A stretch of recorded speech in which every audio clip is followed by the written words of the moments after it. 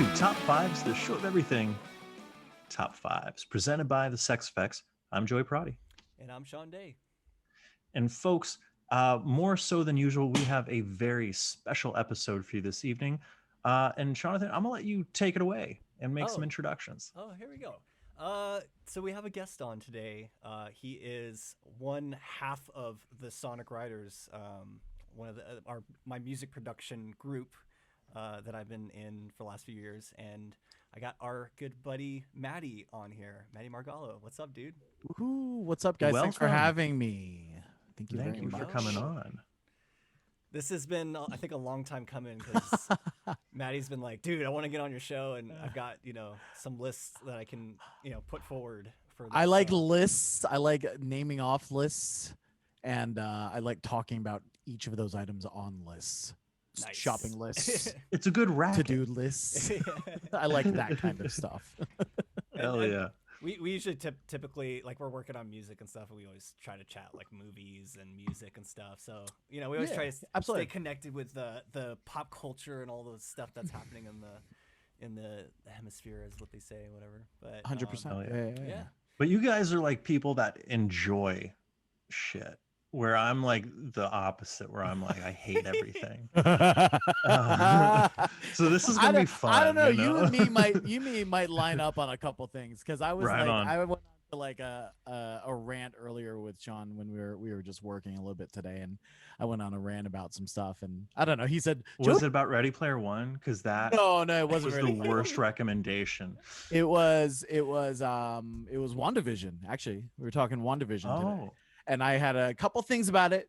I don't think I'm going to spoil anything because, maybe someone hasn't watched it yet. But that was kind of my rant from earlier, which always leads back into like, everything else. To Like Marvel. Star Wars, DC, Marvel. It always leads back to that because I'm like... Marvel's not cinema.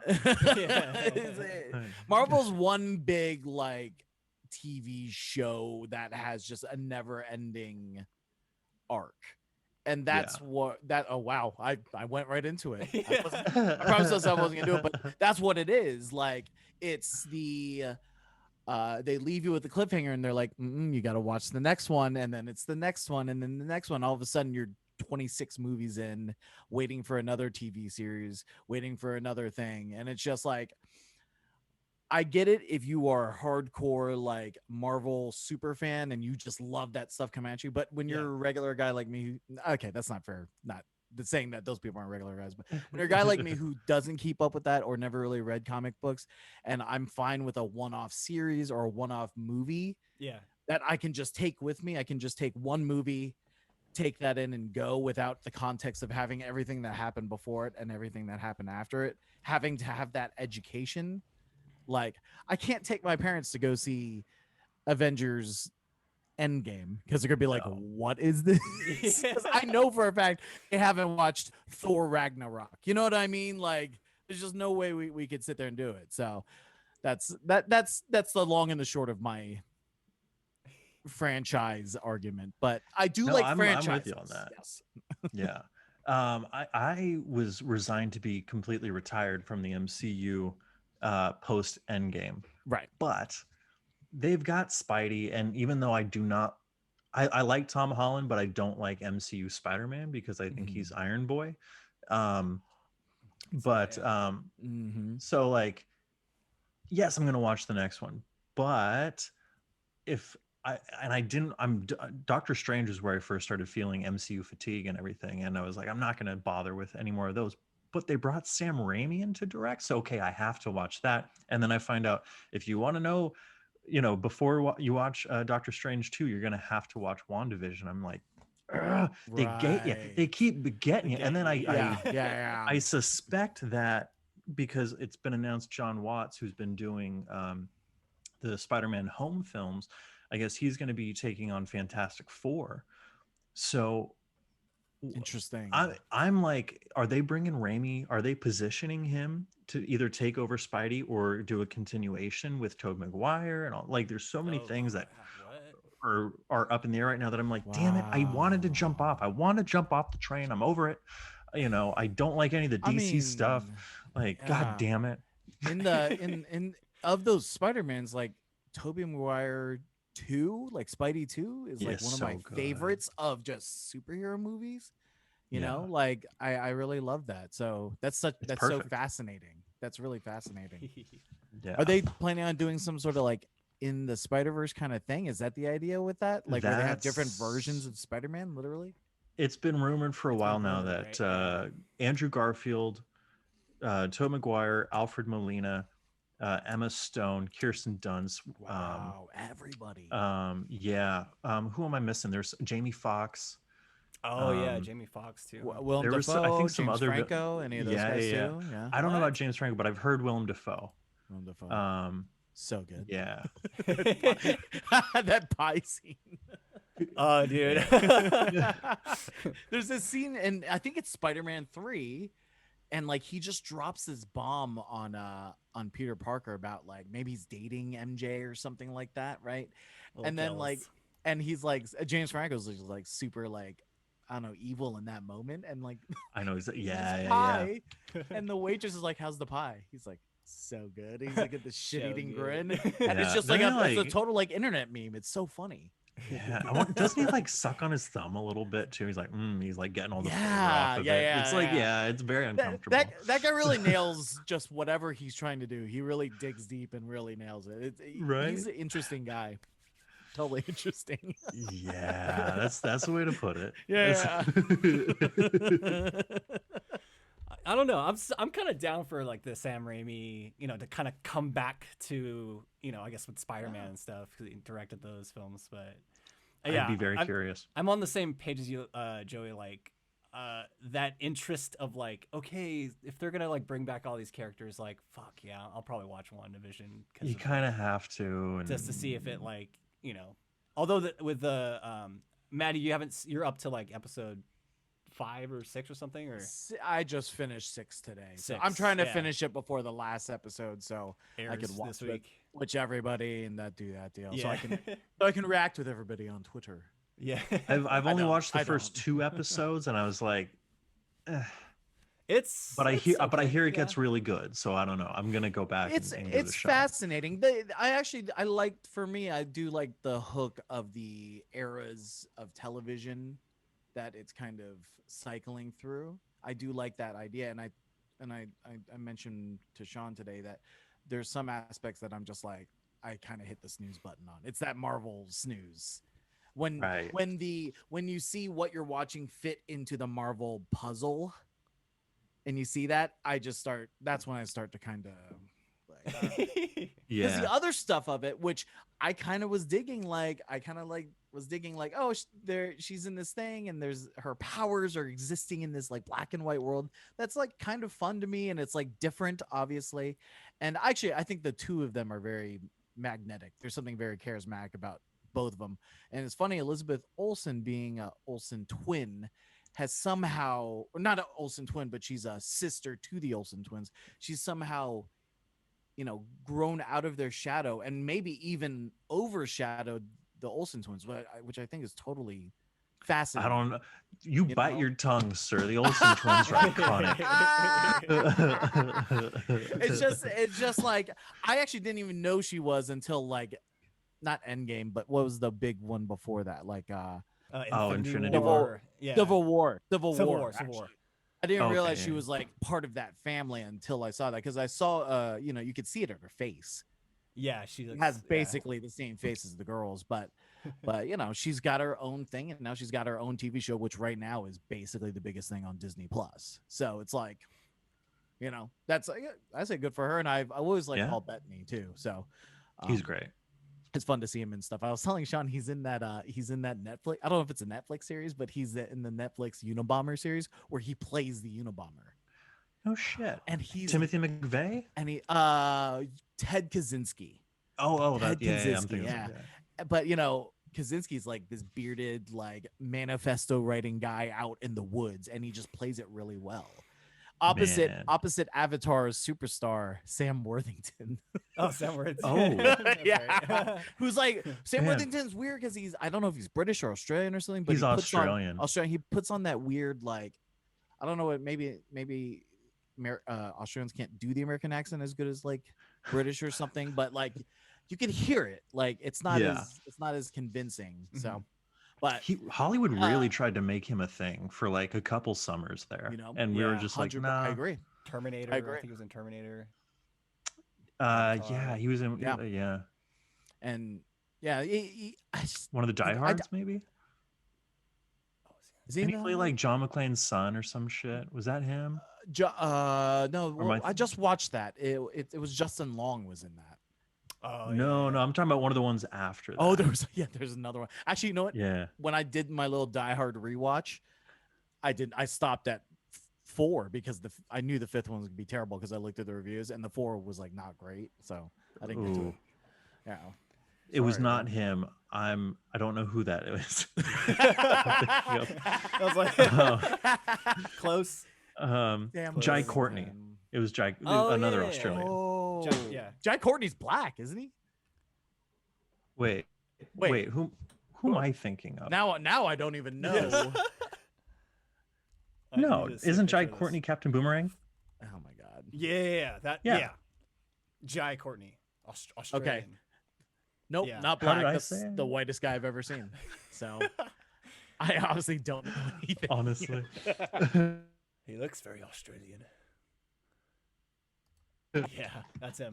Oh, Cool, man. man. Well, Hey, great show. Thanks for coming. Yeah. All right. Hi, Confusing guys, names with races. That's me. So whoops. Thanks, y'all. Joey, do we have any like pop culture news or anything? Shit, man, we've been talking about it. We've been sitting there. WandaVision, Let's see. all that stuff. Yeah, I mean, Superman and Lois premiered. Did you guys watch that? I did not. Whoa, Was it a show what? that came out? What is Superman this? Lois? Yeah. It's on the CW. It's CW. So it lives in but that universe of shows. It does. Okay. And I want to say this Superman premiered on Supergirl, but he Same Superman. Interesting. he's great. I don't Really? like Superman, but if you watch the first minute, is all over Twitter, and it's just pure Superman. He's wearing the Fleischer cartoon costume, and they reenact the image from Action Comics #1 where he's putting the green car down, and some kid, like his hat blows off and Superman gets the hat and he gives it to the kid and he goes, "Whoa, cool costume." He goes, "Thanks, my mom made it for me," and just flies off. And I'm just like, I watched it like 20 times, and then I watched the full pilot. The pilot. It's it's CW, it's fine, it's good, but it was heartfelt. It wasn't trying to be edgy. It had like kind of the look of Man of Steel, which was awesome, but it had the heart of something that you would expect and want out of a Superman story. Only thing is, him and Lois in this story have 2 14 or 15-year-old sons. I have kids. And the guy playing Superman is 3 years older than us. So it's like, no. Kind of believe but it's good. It's called Superman and Lois. That's the name That's of the show. The show name. Yeah. Interesting. I don't think I've seen anything. I didn't even see anything on that. So and he's from that same universe with Supergirl and Flash and all that. Yeah. But it struck a decidedly different tone, I thought, from like the Flash or anything like that. Right. They're kind of jokey on all of those other shows. Yeah. Yeah. And like this one had its joke moments, but it yeah. wasn't, Yeah. Wow. That's interesting. So I guess this kind of goes to the next question I was going to ask of you guys. Did you guys hear about J.J. Abrams doing Superman, the next Superman? Yeah. They're gonna bring J.J. Abrams to do Superman. Yeah, and I don't know if Henry Cavill is coming back. Or... Right, my man. Doesn't sound Henry like Cavill. That's so crazy. I thought they were gonna like bring him back again or something. What like a that. complete waste of just my favorite man on earth. They just couldn't get it right with that guy, and it's a shame. You should be able to make $1 million with that guy every time. $1 billion bucks. Yeah. Especially, he's been called the unluckiest guy in Hollywood for years, even before the Superman stuff. Oh no! Because he was up for it in the Bryan Singer era. Yeah, he was great. He was. I mean, he could be. Yeah. No, I think that's the way to do it. He could be great, but as you'll see, maybe later in my top 5 review, you'll notice that I gush every time I talk about Henry Cavill. I can't wait for this. This is gonna be good. JJ Abrams is just so fascinating to me because like he's got that name, like if you attach it, I feel like people are on board or they're like, it's like super polar, right? Yeah. It's kind of And like he the flip-flops. Snyder, like Zack Snyder, like Totally. it has such a Zack Snyder has that exact same thing polarizing- too. yeah. Very polarizing. Some people are super into it and some people aren't. yeah. And Can I you wonder what guess it's- which side I fall on? I don't know. I don't think I even need to guess. So oh, man. that Superman would be just kind of its own thing. It wouldn't be involved with the rest of the universes. no. Like the DCEU or whatever it's called. It doesn't sound like it. So it does say reboot. All the trades say reboot, and they've got and I apologize if I'm butchering his name, but Ta-Nehisi Coates is writing, and he's done a lot of different stuff. He did a run on Black Panther, but he does more like, I don't want to say academic stuff, but more like race related stuff. And I want to say he's one. I'm looking him up now so I can speak somewhat informed, but he's kind of a big deal. He's an American author and journalist, gained wide readership during his time as a national correspondent at The Atlantic. He wrote about cultural, social, political issues, particularly regarding African Americans and white supremacy.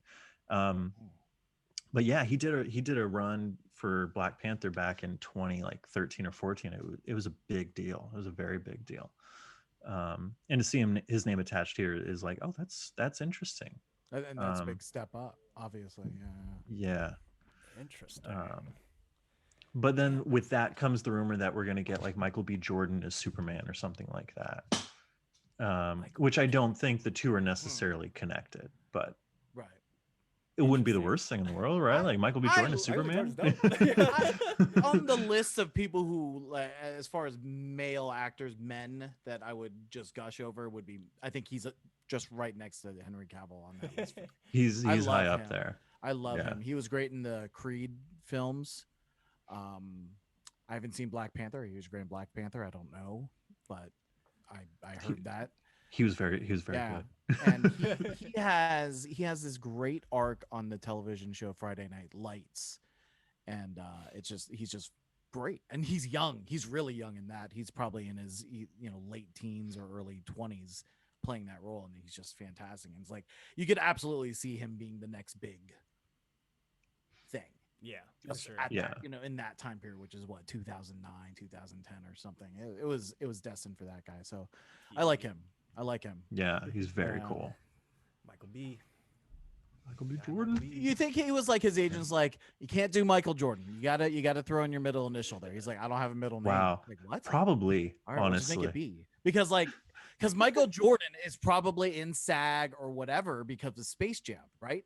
He has to be true in commercials and things like that. IMDb, right? He has to be Yeah. listed as Michael Jordan, right? Wow. So Michael B. Jordan, he had to put the B in there, but I think that's helped him a lot because I can't not think of him as Michael B. Jordan. Like, you know what I mean? It's the name That's become a stuck. branding for him, and it's been great. Like, I don't think of Michael Jordan when I think of Michael B. Jordan. I think of Michael B. Jordan. I'm like, oh yeah, Friday Night Lights, Black Panther, Creed. Like, that's who I think of. I don't know. Yeah. But it'd be really wild if like his name was like Fred or something and he changed it to Michael. Changed it You know?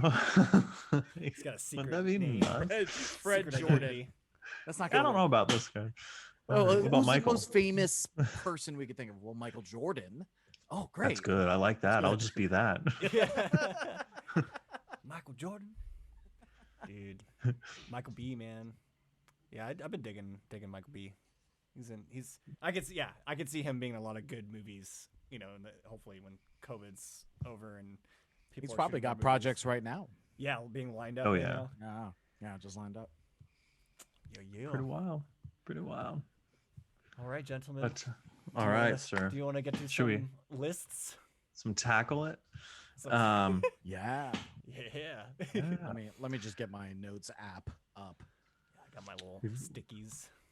We've got two lists tonight, and usually I cede the floor to our guest, whichever y'all want to kick off with, and whoever whoever wants to kick off. Ooh, okay. Let's I don't know, Maddie, do you want guest choice? Is there any Sure. I particular mean, list is you wanna this go with? is this a I guess in regards to just whichever list, it doesn't matter, but are we just going to talk straight through? Are we going to trade off? How do you guys want to how do you usually do it?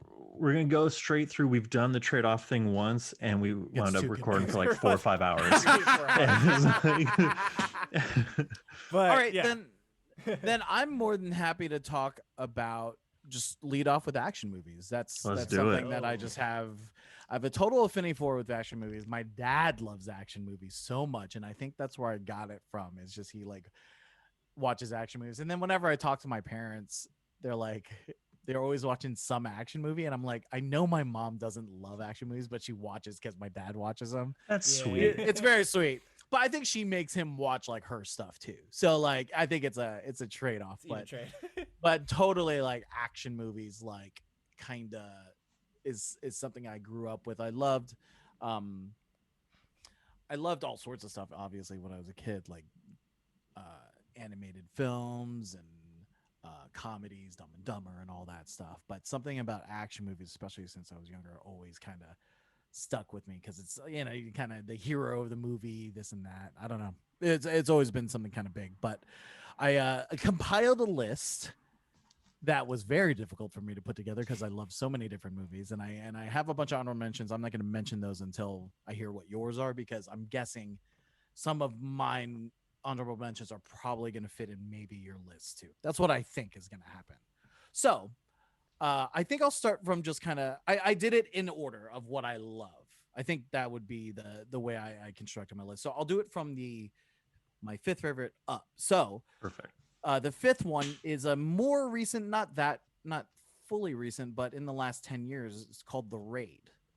Yeah. Dude, I have And, not seen this movie. oh, I've heard wow. so much about this movie. It is just so cool. It's directed by I just pulled it up here. It's Gareth Evans, and Oh, yeah, he okay. did Rogue let's see. One, right? Yeah, I was Rogue One. Yeah. The other Raid connection too, to the Star Wars universe is the two guys from the Raid are in The Force Awakens on Han's ship. I remember someone mentioned that. It's like those yeah, are dudes from the yeah, Raid movie. those are And I dudes was from the like, Raid. And like yeah. one of the things I remember meme wise was like the biggest tragedy in freaking The Force Awakens is not having the Raid guys do anything in that movie, because those two guys Honestly. are the there's like the long hair shorter guy, and then there's the other guy. The other guy is kind of your hero in the movie, and then the other shorter guy is I would call it like the top henchman for the bad guy. Okay. So those two guys and they had a wonderful fight sequence in that movie too. So it goes on for like 10-15 minutes. It's so good. But the whole idea, it's an Indonesian movie, but it's directed by Gareth Evans, so it's all in Indonesian. Oh, So interesting. Okay. yeah, so that's number one. What I like about it is just like it's an Asian movie, and obviously there's like martial arts in it, which I like, but I also like kind of gunplay and tactics, and I like that kind of stuff. So it's about like I guess essentially this police are trying to serve a warrant to this warlord or drug lord or whatever, and he lives in this like projects like apartment Okay. complex, but it's super run down and stuff, and it's like 14, 15, 20 stories or something, and they literally have to go through like story after story of just like freaking henchmen and bad guys, and they're just they're like going fighting. up the building, like Yeah, it's like okay. it's like a video game. I would almost describe it as a video game, because there's Yeah. like kind of the ground level like henchmen, just like guys with Uzis and like knives and stuff, and then there's like the next level of like tougher bad guys, and then there's so, the like, next levels level of up a just little like bit. there's like this next level like this machete gang who just use machetes. It's awesome. Okay. It's really I'm gonna watch it's this really movie really tonight. good.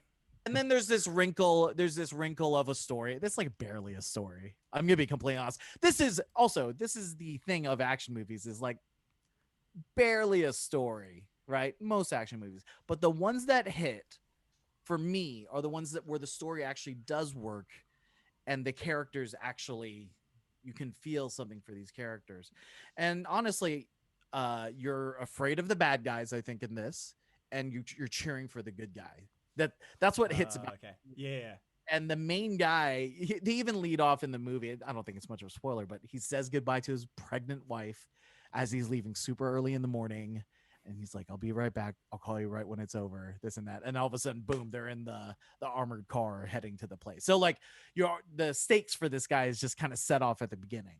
Yeah. And then there's the tough guy on the team who's an asshole. There's the team lead, like there are all those like elements of the like action tropes. Of the action tropes, if you Yeah. will, especially when you're working in a big team like that. So Yeah. Joey sounds like he's seen this movie before. I yes, only once. But there's really nothing like it. Yeah. It reminded me a lot when I was watching Daredevil on Netflix. The long hallway fight scenes and everything. I think almost ripped directly from the Raid. Yeah. But yeah, it's an awesome. It's it's pure adrenaline. It's just boots on the ground immediately, and they're just off running. And it's pretty great. Short too. It's probably sub, I don't know, 90 minutes, something like that. Something. It's pretty 101. Oh wow. They get to the point pretty quick. Yeah, I think you're right. Boots on the ground. Like pretty much they're in that armored car like right after he says goodbye to his wife, and then they are in the building, and like 2 minutes later like shooting people up. What? It's crazy. I need to find this, and I'm gonna watch It's great. This it's great. They did make the Raid 2. Oh, so it's like a series, or? I think it's just the two movies. Just the two? Okay. It's just the two, but the main character, they brought him back to be in that movie. Cool. But it's a whole different thing. It's not about a raid at all. There's no raiding anything. but actually that one's pretty good, and there's some really cool sequences in that. But I think for how unique the Raid movie is, I think it really stands out. And in the last, what was it, 2011, in the last 10 years, it's probably one of the best action movies in the last 10 years. Dang. Easy. I think so. So that's a bold statement. So Shawnee, you gotta check it out. And then Joey, I would say revisit, man. I think you'll remember it being even better. I think I just watched it I need to just recently, like in the last, it was probably on one of those like IMDb or one of those like channels on like Amazon Prime or something. I watched it on, and I was just like, oh, the Raid, I haven't seen this forever. And I was just like blown away again. Just blown away. Yeah. Because my buddy Arik, Sean knows my buddy Arik. Arik told me about that. Because he's I think he's kind of in the same realm as Joey in regards to in the know on movies and stuff. And he's the one who let me know about it. He's like, oh man, you love action movies. I think you'd really dig this movie. Because he'll go see stuff at like theaters, like these kind of movies at theaters when they're right on available. Because sometimes they're not in like AMC, at my house. But like he's in Hollywood, so they have all those kind of more niche theaters where they show that kind of stuff, which is cool. And maybe one day we'll be able to go to a theater again. I miss going to the movies. But God willing. But it's that one's a tough one. But yeah, The Raid. Right on. One of my favorites. Number 5 favorite. Number 4, I think a lot of people would say it should be higher on the list. I don't know, because I like how my list is, but it's in my list. It's in my top list, so it doesn't really matter. And it's Terminator 2 Judgment Day. Right on. I mean, 92? Was that one 90? I should have these tabs pulled up so I could just 91 or 92. I think 91. 91. I mean, what I like about it is it was like, because at that age, right? That's 91, so I was 8, 91, 9, something like that, right? These rated R movies you're not really supposed to watch. So it was like one of those movies you would always hear about from your friends who did get to see it, like in school and stuff. And then when you finally saw it, it was like, oh, I got to see this again. And you end up, so I've seen Terminator 2 Judgment Day like a million times at this point. So I feel like I know a lot of the beats and stuff, but it had been a while since I saw it. So I did kind of just a Terminator 1 and 2 rewatch. And I actually really loved 1. I don't know the last time you guys saw 1, but 1 is fantastic. 1 is really good. It's this like weird, like kind of tech. There's like a club in it called Tech Noir, Yes. I think he first tries to assassinate Sarah Connor. And tech noir is like exactly what the genre of one I would call it. It's like tech noir. They switch to his Interesting. vision, and he's got like the targeting system and stuff, but it's all dark. It's really dark. Where number 2 is kind of feels like brighter and more just like blockbustery. Yeah. Yes. Because Like obviously splash. Cameron is a couple movies already in, and he's got a budget. He's got a budget, and like, but Schwarzenegger is probably at the height of his career right there. Like some of the biggest, if that biggest didn't movies. put him there. If that didn't put him there, that's like the height in the biggest of movies. And what I like in that one is they use his character and they flip it where he's a good guy. Because he's in the first one, he's unrelenting, he's terrifying. It's a horror movie. It's a horror movie. Yes, totally. And then the second one, he's saying his lines and all that. He's putting on sunglasses. He's like beating up bikers, but it's like funny, and he's stealing their bikes. It's a whole thing. And like, he's really good at just being Arnold in that. Yeah. It's insane that he can be so big and he like barely speaks the language, and he's just like a big goofy, like muscly guy. He can do all that. He can also like govern and state. He's a fascinating guy. But the other big component of that movie is Linda Hamilton. I think she's really good in that movie, and she's really badass in that movie. Oh yeah. Where like her first scene is her doing like pull-ups in like a tank top in her like insane asylum room. Good. It's so good. And like there's a really like crazy scene where I guess one of the orderlies, like she gets drugged up or whatever, she's pretending to be drugged up. One of the orderlies, like just that creepy thing of like he like goes he thinks she's like out of it, and he just like licks her face. Ew. It's super weird. And you're like, what the hell was that? And then later she like bashes the guy's face in with like a nightstick, and it's like she was obviously remembered or knew it, and it was like she's badass. She's totally badass. And there's so many times where she's like cleaning a gun in that movie. She's like got a rifle apart and she's like cleaning it. Like that's what she does on her off time. Yeah. Preparing for the apocalypse. And then obviously Robert Patrick as T-1000, that technology, not just him, but the technology of it, the look of it is so crazy with all like the liquid metal. Yeah. The liquid metal, I guess is what they call it. And he's just like shape shifting and all that stuff. It's like, it's super fascinating. And I just, there's so much about that movie is so memorable. I even remember the scene with, I can't remember his name, but the black guy, maybe I can. Miles something is his. Miles. And he like kind of. And he's the creator of like Skynet, but it's before, so it's all the way before the Skynet even happens. So they come up with a plan. Linda Hamilton and John Connor and the Terminator. They come up with a plan like, let's go stop him before he creates Skynet. So they go down there, and like. Linda Hamilton like breaks off first, and she gets there first, and she just tries to assassinate him. She's just like so desperate to stop this because she keeps having crazy visions of like nuclear holocaust. She's like hanging onto a fence as like a nuclear blast is like shredding her apart. It's like it's dark. That's the Judgment Day part of it too. They go deeper into that Judgment Day part, and so she goes and she tries to kill him, and then they catch up with her and they stop her from doing it because it's like, it's not right. The kid knows. John Connor knows who. John Connor's made for me the weakest part of the movie. The kid's kind of annoying. I don't know if anyone felt that way. I guess it was cool if you're a kid. I guess it's cool if you're a kid because you're like, oh, cool, you get to hang with the Terminator. But watching back recently, I was like, he's kind of annoying. That's that typical 90s, it's like they're on the verge of grunge. Yeah, like Bart like Simpson shirt, and talking to back to your kids is cool, or back to your parents, Yeah. But they finally catch up to the guy, Miles, and then they take him to his work, the Cyberdyne or whatever it's called. And, crazy shit happens with the police show up or whatever. He ends up getting shot. And this is the part that always like sticks in my mind is for them to get away because they had wired the whole place to blow up because they want to destroy anything that could be connected to Skynet. That's the whole idea.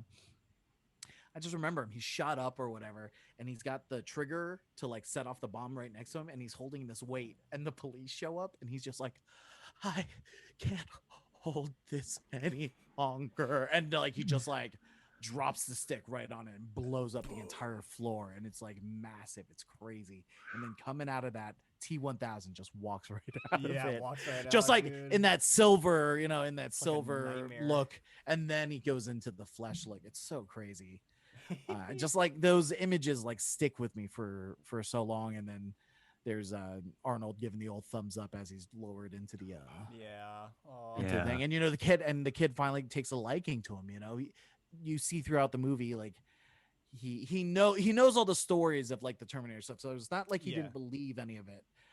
But when he starts really talking to the Terminator and creating a relationship, he's getting that father that he never had. And so that's a really tough moment when he goes down and has to essentially execute himself, because you don't want any trace of Terminator stuff. Yeah. Oh no. Which I never saw 3, 4, 5. I never saw any other one, so I don't know why. I thought they destroyed everything. 3. I thought they destroyed everything. And they're back again somehow. But yeah, Terminator 2, Terminator 1's great. But Terminator 2 is just like a pure full-blown action movie. You said it, Joey, where he's just got this budget. He's got this budget. It's incredible. The other thing I'll say about the Terminator series, that is one of 3 sequels that James Cameron did. The other sequel, that's right. Aliens, which is an awesome action movie. I call it an action movie. It's not really as much of a horror movie as the first movie, Alien. It's more of an action movie. There are some scary moments, I guess, but there's something about it that feels more action and it feels like very James Cameron. And then the other one is Piranha 2, which I never saw, but I heard He did Piranha 2? James Cameron? Right. Yeah. What? We all got to make our I bones think, somehow, Shawnee. Yeah. But I think that opened him up to do Terminator. So I think he did that, and that was his kind of leeway into Terminator. And then I think once he did Terminator, he got into, I think it was Aliens, and then he did The Abyss, which is actually one of my favorite James Cameron movies. The Abyss, which they actually, I think they developed a lot of the technology for the T-1000 in The Abyss, because there's a whole sequence in The Abyss where they have like the alien comes through or whatever, the water, but the water is shaped. Yeah, I remember that scene. That's right. Very that's similar. Right. And I think they maybe use some of that technology to kind of further stuff for T-1000. Yeah. So. But yeah, James Cameron is definitely like, especially that early era, James Cameron is like kind of the kind of big blockbuster action guy. Yeah. But he somehow turned action and like added the romance and the historical, and then ended up coming up with like the biggest movie ever in Titanic, which is like so crazy. It's so crazy when you really think about it. You're like, it's the same guy who did Terminator, did Titanic. That's so wild, We talked about Cameron on a few episodes back. We talked about movies that never were, and he almost directed a Spider-Man movie starring Leonardo DiCaprio back in the 90s. Whoa. Arnold Schwarzenegger would have been Doc Ock, and his catchphrase would have been "Okie dokie." I want that movie so bad. Leo's a little old nowadays, right? Yeah, I don't know if he can pull that off. Probably couldn't do it now. Yeah. But bring me Arnold as Doc Ock. Fuck. Man, that time of Arnold, he was just on such a roll right around then. It was crazy. Dude. But he wasn't just doing action movies though. He was also doing he did like Kindergarten Cop and like Twins. Yeah, and like some of those kind of and like Junior, which I told Sean about Junior, which is a crazy concept. Where he's like he gets pregnant. He's a scientist, and then he makes himself pregnant to prove that men can be pregnant or something like that. The one thing though about Schwarzenegger though, even when he's not playing in the action genre, he's always playing on his image. Like you're always aware that you're watching Arnold Schwarzenegger action star. Oh, but he's in a kids movie fighting for toys, or it's Arnold Schwarzenegger action star, but he's pregnant. You know what I mean? Like it's always you take him, and then it's like, what's the craziest situation we put this guy in? Yeah, great, boom, then you got a movie, at least a premise for a movie. Is it going to be a hit movie? Nowadays, probably not so much, but. At that time, they pretty much threw anything at because he's a cop and he becomes a school teacher. Like, what is that? Kindergarten Yeah. Cop's an insane premise, right? Well, I mean, just How do you come up with that? the idea of like movie stars is just a thing of the past now. 100%. Like we, you I know, agree. it's all IP or story, and it doesn't really matter You who's don't playing base it who it's on, yeah. But Yeah. maybe my next one may be the argument for maybe this should stay a thing. Ooh. So number 3 is Mission Impossible Fallout, the latest in the Mission Fallout. Impossible Okay. series. Let me say, first of all, the Mission Impossible series is fantastic. Number 2 is not great, but still watchable. But the rest of them are actually really good. Even the J.J. Abrams one is pretty good. I'll be completely honest. And the first one is actually Brian De Palma. Yes. That's right. Yeah. So, and that one feels very De Palma. If you ever go back and rewatch it, it's got all those kind of like De Palma close up. Even if you watch like Snake Eyes, the movie Snake Eyes, and like Mission Impossible back to back, they kind of look like they're in the same movie with all like Ooh. Yeah, like you a could, lot of cut the 'em camera together. work and stuff. Although like Yeah. Snake Eyes is a whole different thing. Like it's that weird like Nick Cage one. Do you guys remember that? Nick Cage and Gary Yeah. I remember the Sinise. poster. I don't know that It's I ever saw the it's a movie. weird movie, but but the Mission Impossible series is great, and Mission Impossible is built around one factor, and it's Tom Cruise. There's just something about Tom Cruise in these movies where he is the reason for any of this to happen. And Mission Impossible 4, which was Ghost Protocol, Mhm. they introduced Jeremy Renner, right? Yeah, that's right. And I think, and I don't know this for a fact, I'm guessing there's probably some articles about this, but I'm guessing that Jeremy Renner was set because this is Mission Impossible 4 was right around like Hurt Locker and then all of that stuff. Yeah, I think he Renner he was just getting on into the the rise. MCU. Yeah. Jeremy Renner was kind of getting into the MCU, and I think they were looking to pass the torch off to him. I think that's That what would be ended the up- second franchise that they're trying to build, that Yeah. they're trying to pass off to Renner. Oh, But- the Bourne series? Is that the Bourne Bourne series. They series. tried to dude. do that, but it just kind of didn't happen because when you watch 4, it kind of feels like it's gonna go to him, and then all of a sudden 5, Tom's back in the driver's seat. Yes. Rogue Nation, he's back in the driver's seat. Jeremy Renner is in 5, but he's definitely part of the team. He's the Simon Pegg or Ving Rhames part of Yeah, the team. yeah. They make it found very out we don't sure. like Jeremy Renner. Yeah, I think that's what ended up happening. Is just like there's just something about him that what's weird is like I think he's great in like the Hurt Locker, but it doesn't feel like a leading man like franchise carrying kind of guy. That's why he's Mhm. Hawkeye. He's the fucking guy with the bow. You know, it's just like I feel it's ya. a whole thing with him, and I like him, but I can't see right now Mission Impossible with anyone else.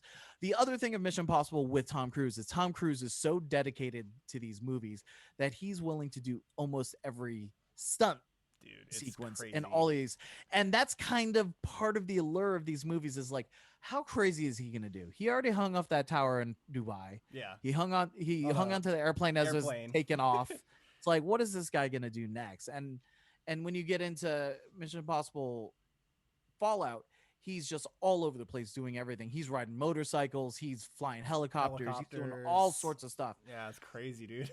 Well, But I think- they're making a movie as opposed to creating a movie in a computer, right? I think that I think that's absolutely it. And they and I think he signed on to do all of those movies with Christopher McQuarrie. Is that the name of that director? So 5 he did it with him, 6 he did with him. The last one he did with a different director was 4. That was Brad Bird. Hence why that 4th one has something very special. 6 and 4 for me are my top 2 of those Mission Impossible movies. 5 is cool, but but I think they figured out the formula with that is here's Tom Cruise. Let's bring back the players. Let's bring back Simon Pegg. Let's bring back Ving Rhames. Everybody loves those guys. That hot British girl, I can't even remember, Rebecca Ferguson, bring her back. Yeah. Like they figured out the formula of like, we need the team back. So they're trying to create that franchise thing of like the Avengers and Marvel. They want the team, but they're adding in just like this never ending, like psychopath of a movie Yeah. star to do it, and he's just phenomenal to watch, and he's still a great actor. Like I find it when I watch him, I'm still like mesmerized by him because he just has something. He's a movie star. He's a true blue movie star, and that was at 2018 2017 that movie, and they're coming up with the new ones probably in the next couple. And I kind of like that series right now. If I were to do a one-to-one comparison of those kind of movies, would be the James Bond films. And if I was going to take, say, the latest James Bond in Daniel Craig, there's something, and that's, if you're talking about franchise, that's a franchise character and franchise series. Yeah. But there's something about the American version of it, Ethan Hunt, that just like nails it for me. And that movie really raises the level of where, you know, where these types of action movies need to go to, you know, they set the bar. And the other part of that movie is my my little man crush in Henry Cavill.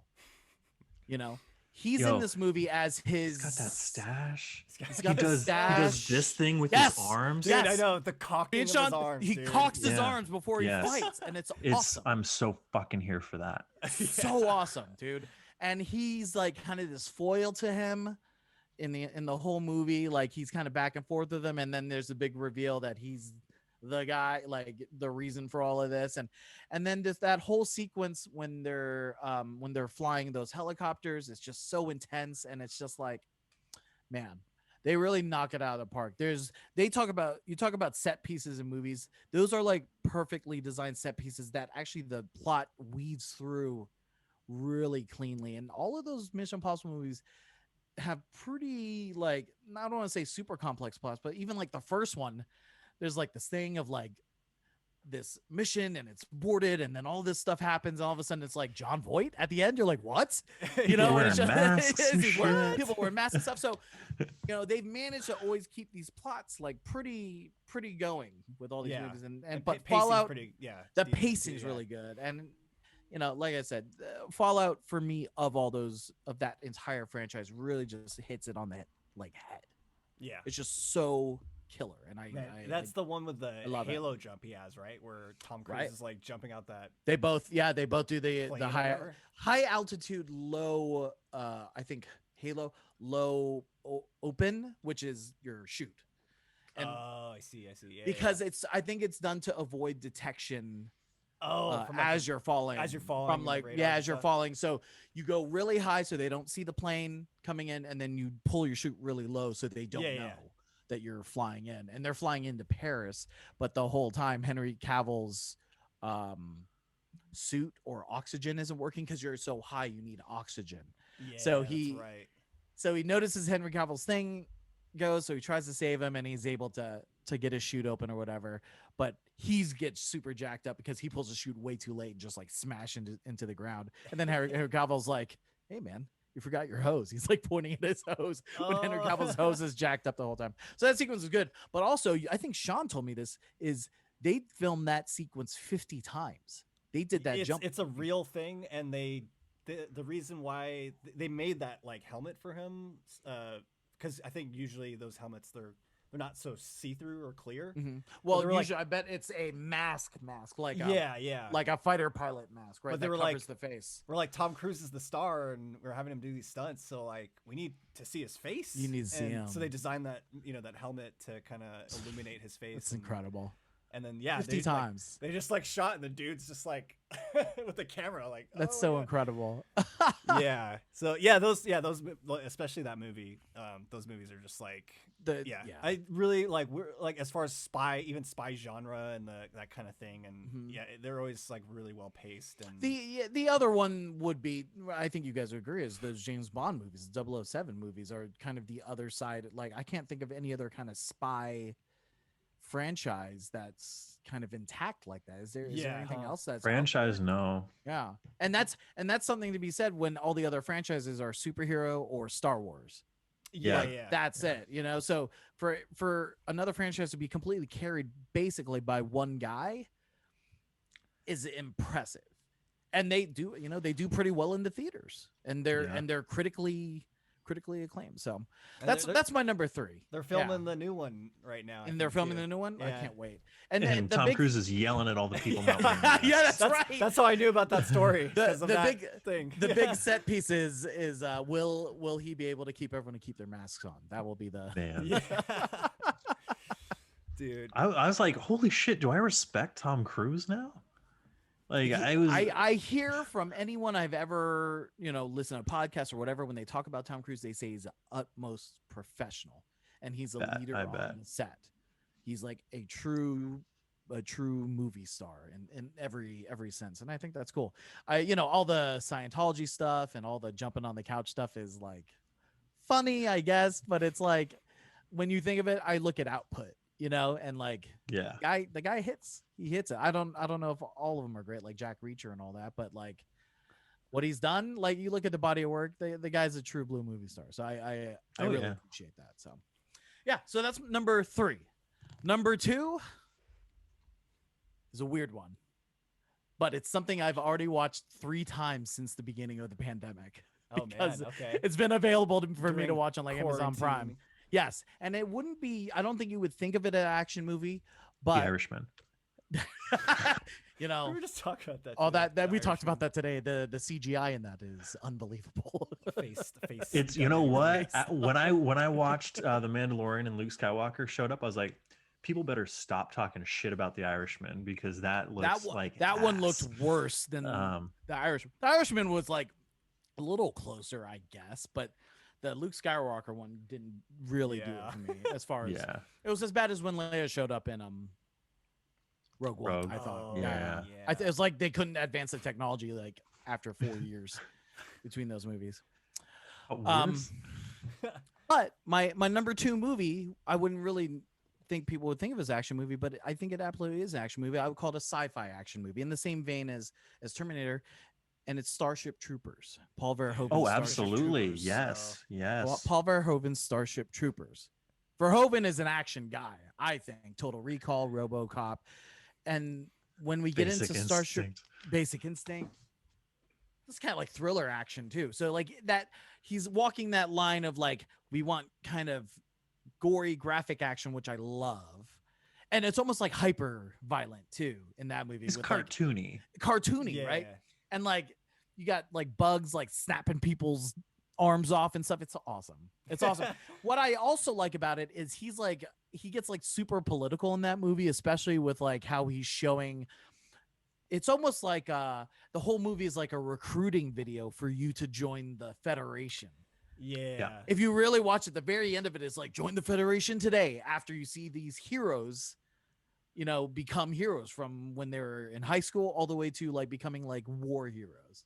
Mm-hmm. And what the funniest thing about it to me is this is the exact opposite of Mission Impossible or Terminator, where you don't have a true blue movie star in this. You have Casper Van Dien, Denise Richards, like early in her career, like probably pre Wild Things, so you didn't even see her boobs. You know what I'm saying? Like, sorry, yeah. And then Neil Patrick Harris is in it. I was gonna look this up because I was thinking about today. Neil Patrick Harris is in it, but I don't know if this is like the first thing he's done since like Doogie Howser. Maybe he did a couple things in there, but it made me feel like they brought him in and he like auditioned for it so he could like break the Doogie Howser mold too. So he's in there. A couple other people are in there. There's a couple like character guys in there, but the one I noticed this time around, Jake Busey's in there. Oh yeah, that's Jake Busey's his buddy. Brown. Yeah, Clancy Brown, the ultimate kind of Clancy Brown. You see him, and he's the guard in Shawshank. If you think about that, that's the one I always think about when I think of that guy. But he's in a ton of stuff.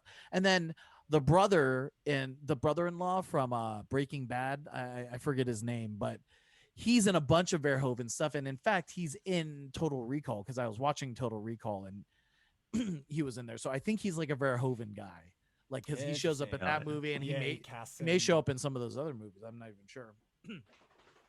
But Starship Troopers hits that like everything. And I had this very specific memory. We were, I just mentioned Denise Richards' boobs, but she doesn't actually show any in that movie. But I remember going to a sleepover. I very much remember this. And it was, I was in like either middle school, 6th grade, 7th grade. And the kid that I was going to had a copy of Starship Troopers. I think him and some of the kids already seen it, but they're like, dude, we're going to watch Starship Troopers tonight. I was like, whoa, I've never seen this. And it's definitely like, I'm not really allowed to see these movies, or if I catch it, it's like with my dad. Like, you could watch, like maybe he's seen it and knows you could watch. So we sat there and it was like super violent, super crazy. And I was like, I don't think I'd ever seen anything like that intense. Right. But then there's this scene smack dab in the middle of like the boot camp scene where they're just like all naked taking a shower. It's like a co-ed shower Yeah. scene. Yeah. Yeah. And I think that may have been my first time seeing boobs with other dudes, like in a like a wow. room with friends and stuff. And it was like, yo, here comes the scene. Like they were hyping each other up for the scene, and I didn't know, obviously. And it happened. I was like, whoa, Whoa. whoa. And there's also a scene later where Deanna Meyer and Casper Van Dien hook up, and you see her boobs too. So Yeah, I remember that. so there's maybe that's why it's in my top 5. I don't know. But Shower Michael scenes. Ironside. He's very much a Verhoeven guy because he was in Yeah. Total Recall. Yeah, he's a great actor, Michael Ironside. But there's something about just like the action and the violence and the pacing of that movie that just killed, because they do that Full Metal Jacket in the boot camp scene, and then kind of similar to kind of the other movies we talked about, they kind of hit the ground running right when they get into space, and they like start fighting bugs. Yeah, you're right. They had this big Yeah. invasion, and it's just total casualty, and they have to kind of rethink their strategy. So, and the guy from The Wire, the black guy from The Wire, the black detective from The Wire, is in it too. He plays Oh, he shoot. plays one of the corporal like soldiers too. So Yeah. Oh, a lot of like young, Realized a lot that of guy was young in there. people. I can't remember his name, but I'm just like picturing him in my head. But I like the soldier war thing. One of my favorite movies is like Saving Private Ryan. I like that, but the combination with the sci-fi and the space, and then all of a sudden you throw in like sex and like all of that, it's just so It's got a crazy. lot of It's a different crazy things combo in of that all movie. that stuff. Yeah. And like, I rewatched RoboCop and I rewatched Total Recall, which I hadn't seen in a while, and they're both actually really good movies.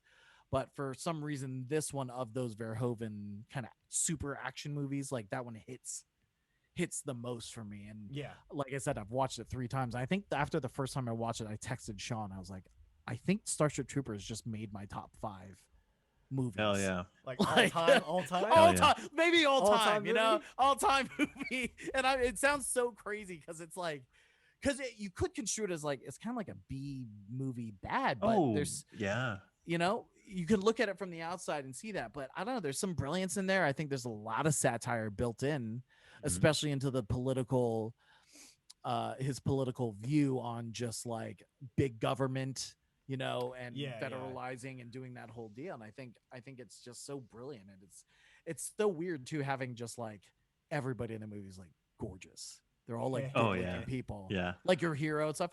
The craziest part is the book Starship Troopers. Casper Van Dien's character Johnny Rico is actually supposed to be Filipino. Oh, what?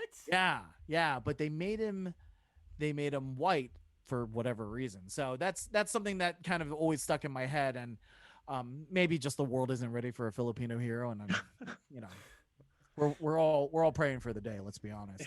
But the other thing I want to mention is that movie uses so much practical effects that it kind of glosses over. There are CGI effects, and you can clearly tell when they're using CGI, but the practical stuff in that, especially with the bugs, is super Yeah. crazy, and it's like super detailed, and it's the stuff they brought over from like Total Recall and RoboCop, all that practical stuff. Yeah, it makes it more real. But the thing that always sticks out to me, and I just saw this only recently, like this year when I looked into the movie, all those ships, all the big cruisers they have, Yeah. were all based off like 20-foot models. So when they do those close-ups on those ships, you're looking at the models of the ship, Star Wars style, essentially. Oh, yeah. Okay. And the details on these ships are gorgeous. They're big and long and beautiful, and they have fleets of them because Yeah. they're dropping all the troopers out of these ships. And there's one sequence I always remember seeing, like this like behind the scenes thing of how they showed the CGI drop ship come down to drop the troops, and it hits the ground, and it's like a very seamless transition. So when it hits the ground, boom, the door opens and you actually have the troops running out. So it's like the CGI perfectly like stitched with like the ship opening up with the troops. And I just always remember that, and I was like, oh yeah, they really did like a lot of like CGI mixed with that too. It's So a good hybrid of both. totally. Especially at And that that's time. just, I think that's a Verhoeven thing. I think he's very much like wants to have the practical effects, especially how gory that movie is with like all the blood and guts and all that stuff. It Yeah. makes total sense. So Starship Troopers, dude. Starship Troopers, yeah. man. Starship Right Troopers. on. Yeah. 3 times. Maybe I'll watch it Three tonight. Make times. it a 4th. And my very last and maybe favorite action movie. It's on my top of my list. My favorite action movie of all time. Launch the career of one person and define the career of another. I think Why am I hyping this up so much? It's 1994's Jan de Bont's Speed. Oh, dude. I knew it. Speed, bro. Featuring Keanu Reeves Keanu. and the breakthrough role for Sandra Bullock, who's such a mega babe in this movie. And you can't do this movie without her. Yeah, I don't know if anyone else could have played that role. And she just plays it so well. And Keanu is just classic Keanu in this. It's not Neo Keanu. It's just like good guy Keanu. There's something about him he's still 1 foot on the beach. 100%. Like, He's got that in his voice. You can even hear it in his voice. There's There's even a scene where he finally gets on the bus. He's chasing this bus down all around town. He finally gets on the bus, and this guy thinks he's there to arrest him, and he's like pulls a gun on him. He's like, let me off the bus, let me off the bus. And he's like, hey man, I'm not here for you, man. And he's got like his badge. See, I'm not a cop anymore. We're just 2 cool guys hanging out. Like he totally goes into that. He goes in that mode. But he's like, he's there. So this movie is constructed so brilliantly. It's like these 3 acts with 3 massive action sequences. Which the middle part is a big long action sequence, but the first one is this elevator, right? Mm-hmm. And essentially, Dennis Hopper, who's your bad guy, sets this elevator up to essentially drop literally right in the shaft all the way from a high-rise building in downtown LA. And so these people like have no idea what's going on the entire time. They don't know that it's like being hijacked by Dennis Hopper. They just think there's a malfunction of the elevator. So finally, when it finally breaks the cables the first time and the elevator stops in the middle because they have, I guess, emergency brakes. This is how I learned about elevators. I didn't know elevators had emergency brakes. Yeah, until I saw Speed. And the first sequence is so funny to me. Is this happens? They're like calling the police. All of a sudden, this Ford Crown Victoria sedan just comes flying over a hill, and it not flying like just like going over the hill. Literally flies over the camera, and they like land, and there's sparks on the ground. Out comes Keanu Reeves and his partner Jeff Daniels. Yeah, that's right. Jeff Daniels was in that. I'm almost positive this is post Dumb and Dumber. Dumb and Dumber is 92, right? 94. Oh, so same year. Is that the same year? That may be the same year. Speed is So Jeff Daniels is his partner. Oh, like they're both like SWAT team guys, Yeah. Jeff Daniels is his partner, and Jeff Daniels, between the two of them, I think maybe out of the entire SWAT team, is the bomb. He's like the bomb expert. He's the bomb guy. He's the bomb guy. He's the bomb. So when you see him, you're like, damn, that guy freaking rules. And then their boss, Mac, is Miles Dyson from Terminator 2. He's kind of their like, right. He's kind of their black captain who's like always yelling at them, that whole deal. Although he's kind of more cool with them, honestly. Yeah. But there's that whole sequence of the elevator. The two of them go up there, they check it out, and they actually get eyes on Dennis Hopper, and they save everyone from the elevator or whatever. And Dennis Hopper is like about to blow himself up because he's got sticks of dynamite attached and he's ready to blow it up. And then this is maybe just one of the things I think about throughout my life. They talk about on the elevator. He goes, pop quiz. He says this to Jeff Daniels, like, he's like, pop quiz. Hostage, hijacker takes an airplane, has a hostage. What do you do? Or no, Jeff Daniels asked Keanu Reeves that. Excuse me. Keanu Reeves responds with, shoot the hostage.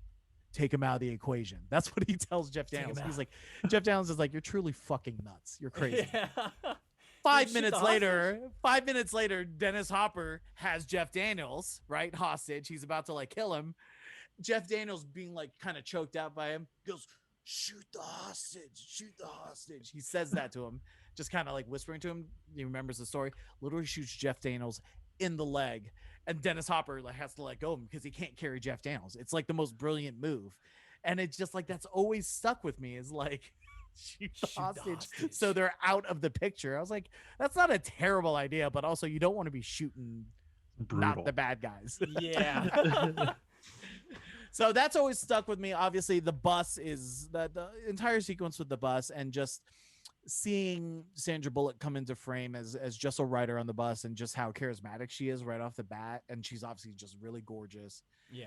It's just like she's a star. She's absolutely going to be a star. Like there's something about it you could tell, and then her chemistry with Keanu is just like So out good, of this yeah. world. It's really out of this world. And then later I was reading some stuff that apparently they had crushes on each other and didn't even know while they were making that movie, which I thought was interesting because number one, that's just a beautiful looking couple because they're just super hot. But you could see it seep through in the movie because there's a lot of sequences where he's talking to her and helping her and all this stuff. Then the big sequence that I think everyone knows from either the trailers or just knowing of Speed is, well, the big thing is, you guys know, is if the bus goes below 55 miles an hour or 50 miles an hour, the bus will explode. That's the big thing. Yeah, and they can't take any passengers off the bus and rescue them. That's just what it is. And that's just it. There's no resolution either. Dennis Hopper doesn't give him a resolution. So they got to keep the bus going, and they finally get onto this freeway, the 105 freeway. I think Sean knows the 105, right? And the problem with the 105 is, in the movie at least, the 105 freeway isn't finished.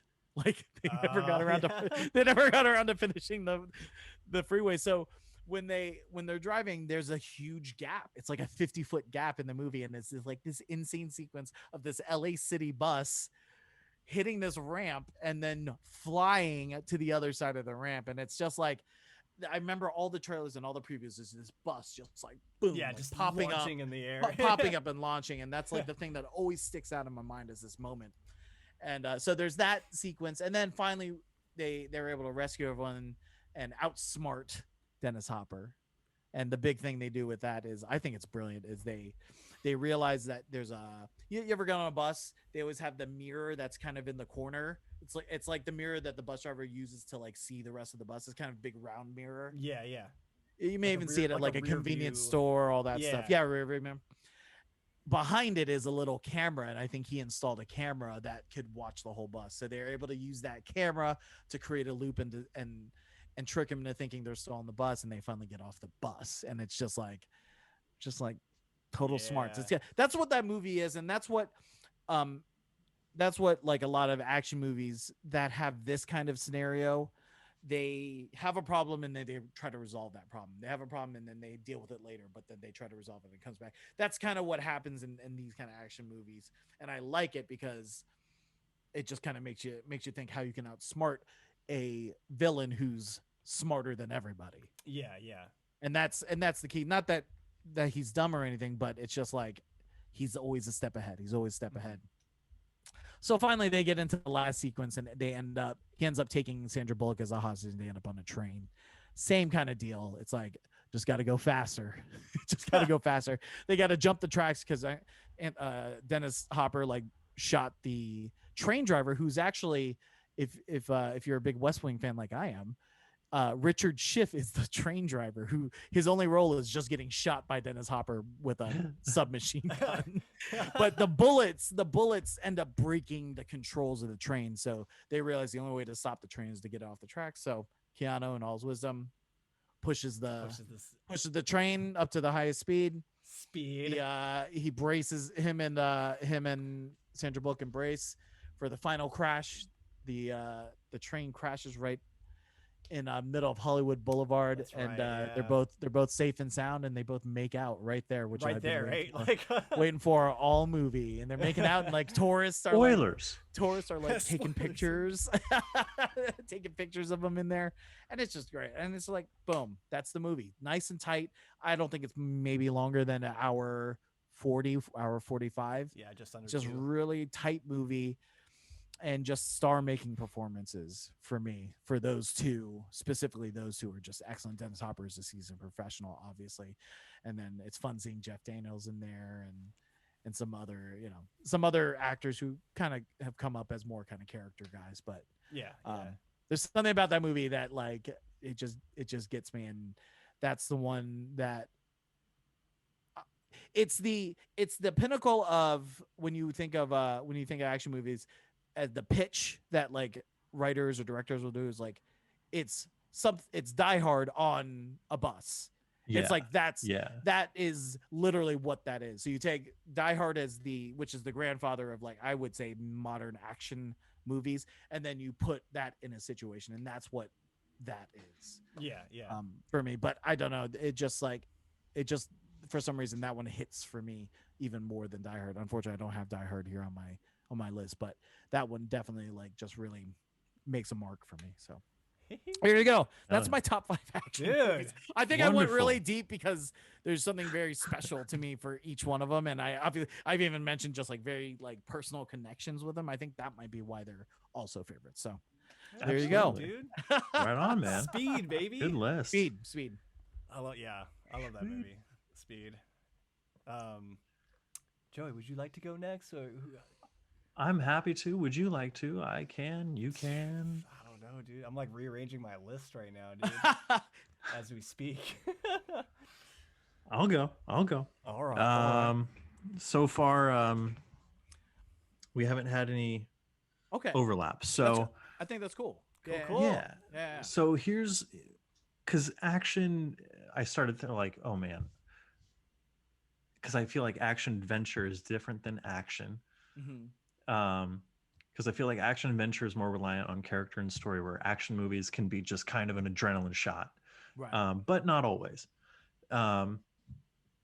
So with that in mind, and the 90s were a really good time for these kind of movies. Number 5, Air Force One. Dude. Die Hard on a plane. Die Hard on a plane. Yeah. Die Hard on the plane of the president. And Harrison Ford is the fucking president. Like, just throw your producer dick down on the table and say, let's make this fucking movie. Yep. Yeah, and what's always forgotten is Gary Oldman is the villain in this movie. Dude, yeah, I love Gary Oldman in this. But yeah, just iconic movie, iconic concept. I think I think it was my first rated R movie. Yes. Okay. Probably, right? The timing would probably be right for that. Rated R, right? You're talking about seeing in a theater, not just like seeing at home, or just at home. Seeing it at my nan's house. For oh, really? Reason. Yeah, it was just on. I was like, oh, this is R. Doesn't feel like an R. It would absolutely be PG-13 today. It's R because of the violence and probably the language, yes, I would guess. Yeah, right. But the language isn't even that bad. But yeah, it's a fun one. It's such a fun fucking movie. It's interesting, especially number one, it's fun. It's always good to like throw that extra layer. So the president thing I think is really interesting on top of that. Because you don't see, because who was the president around that time? 96, that'd be Bill Clinton. Clinton. Right? Could you see Bill Clinton fucking fighting terrorists on an airplane right now? Maybe. Some people sure could. Maybe, I guess. But could you see I believe that he was throwing Jeffrey Epstein off of his plane. Yeah, no, he wasn't. Yeah. No, he wasn't. But also in that movie, I just watched that recently.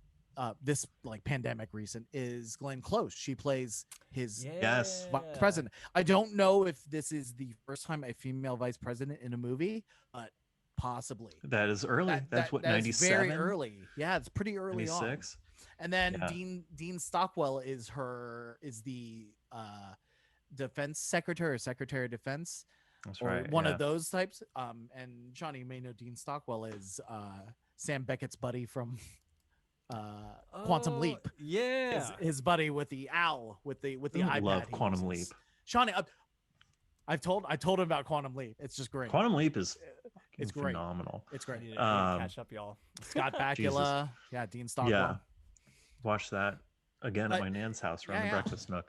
Air Force One also kind of falls around the same time as one of my other favorite action movies. It's probably number 6 or 7 on my list, and it's in the same lane, and it's called Executive Decision.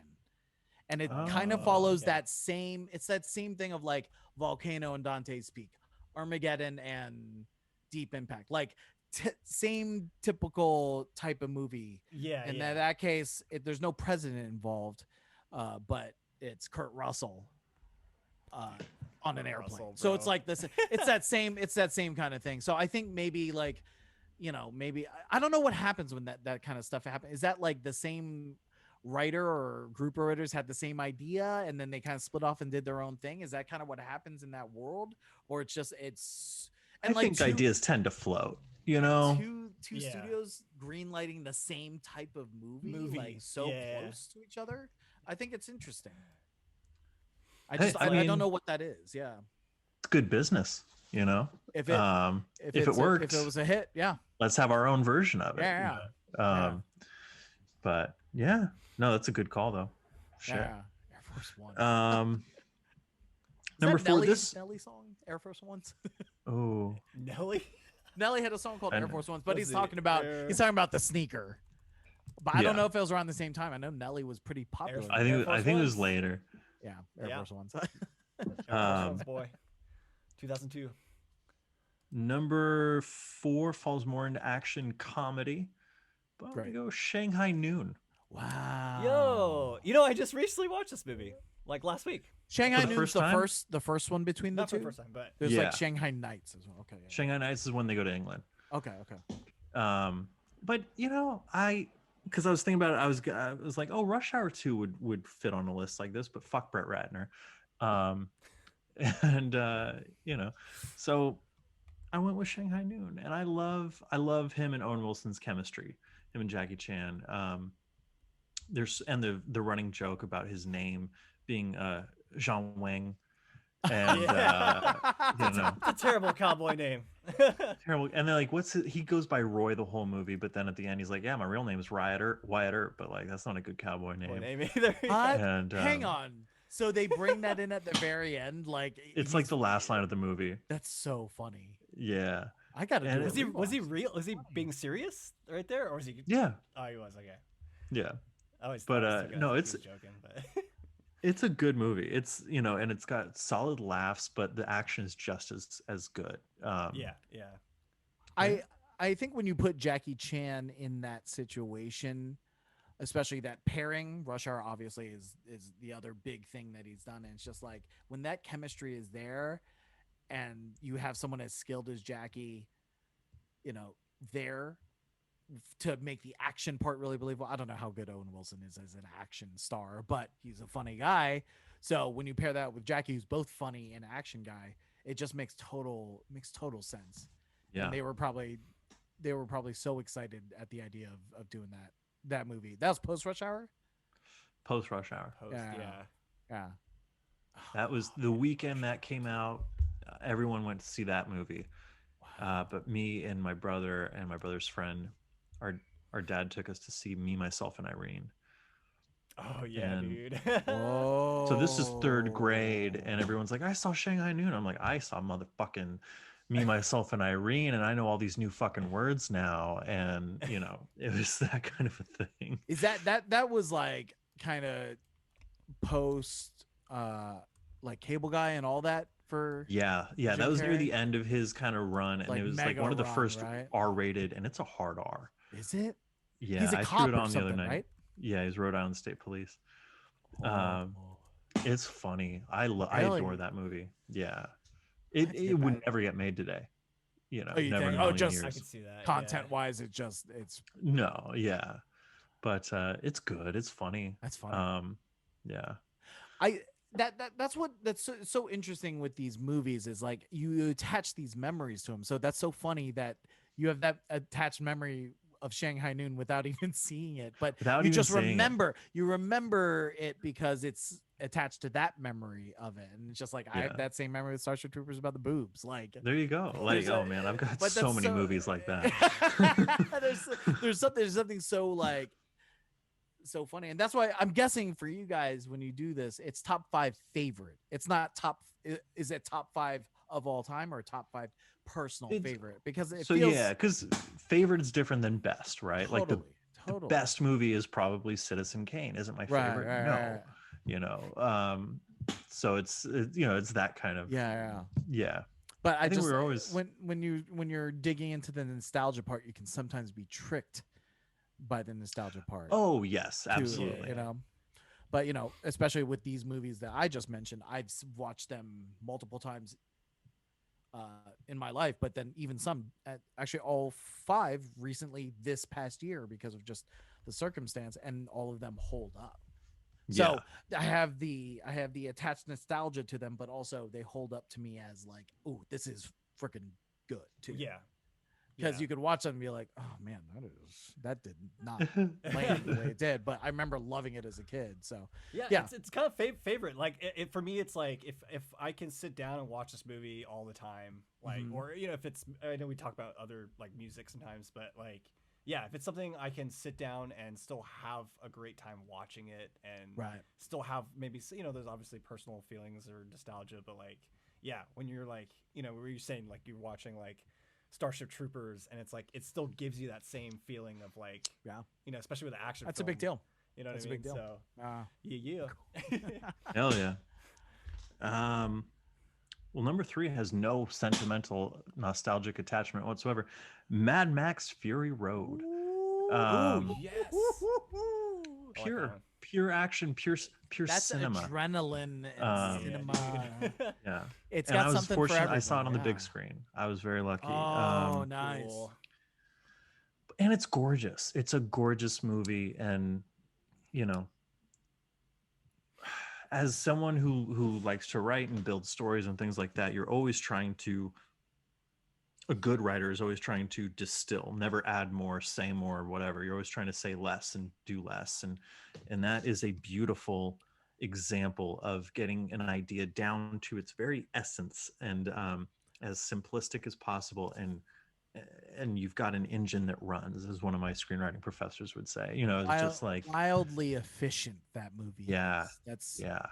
That's really what it is. There's not really a wasted moment. I just watched it just a couple weeks ago when I was kind of compiling my list, and that's definitely in my kind of upper level top 10. And it looks unbelievable. It looks unbelievable, and a lot of practical stuff in there too. I know there's a lot of CGI stuff in there, but there's a lot of practical. They mix it well. They mix it really well. It's a fantastic movie. Yeah. And it's called Mad Max, but like Charlize Theron is really the it's cog, Furiosa. the biggest cog. It's a Furiosa. It's Furiosa Road, right? Yeah. And she's, everyone in that movie, even though no one has a lot to say, does amazing with what they're given. It's a great movie. It's a great movie. Excellent movie. Number 2, I guess this would fall on the other spectrum of Mission Impossible. I've got Skyfall. Mr. Bond. Mr. Bond. Is that the Sam Mendes one? That's the Sam Mendes. It's the first Sam Mendes one. Okay. We don't talk about Spectre. He did that. But that's right. So he did do that. Yeah. We were talking about this the other one. I think, and that's why I think it's so boring. He blew his fucking load on Skyfall. Right. Like everything he ever wanted to do in a James Bond movie is up on the screen, and then you get a Spectre, and it's like, what am I doing here still? Like I said what I had to say. Why didn't I get the fuck out? Oh, because they drove a truck full of coin to my door and dropped it.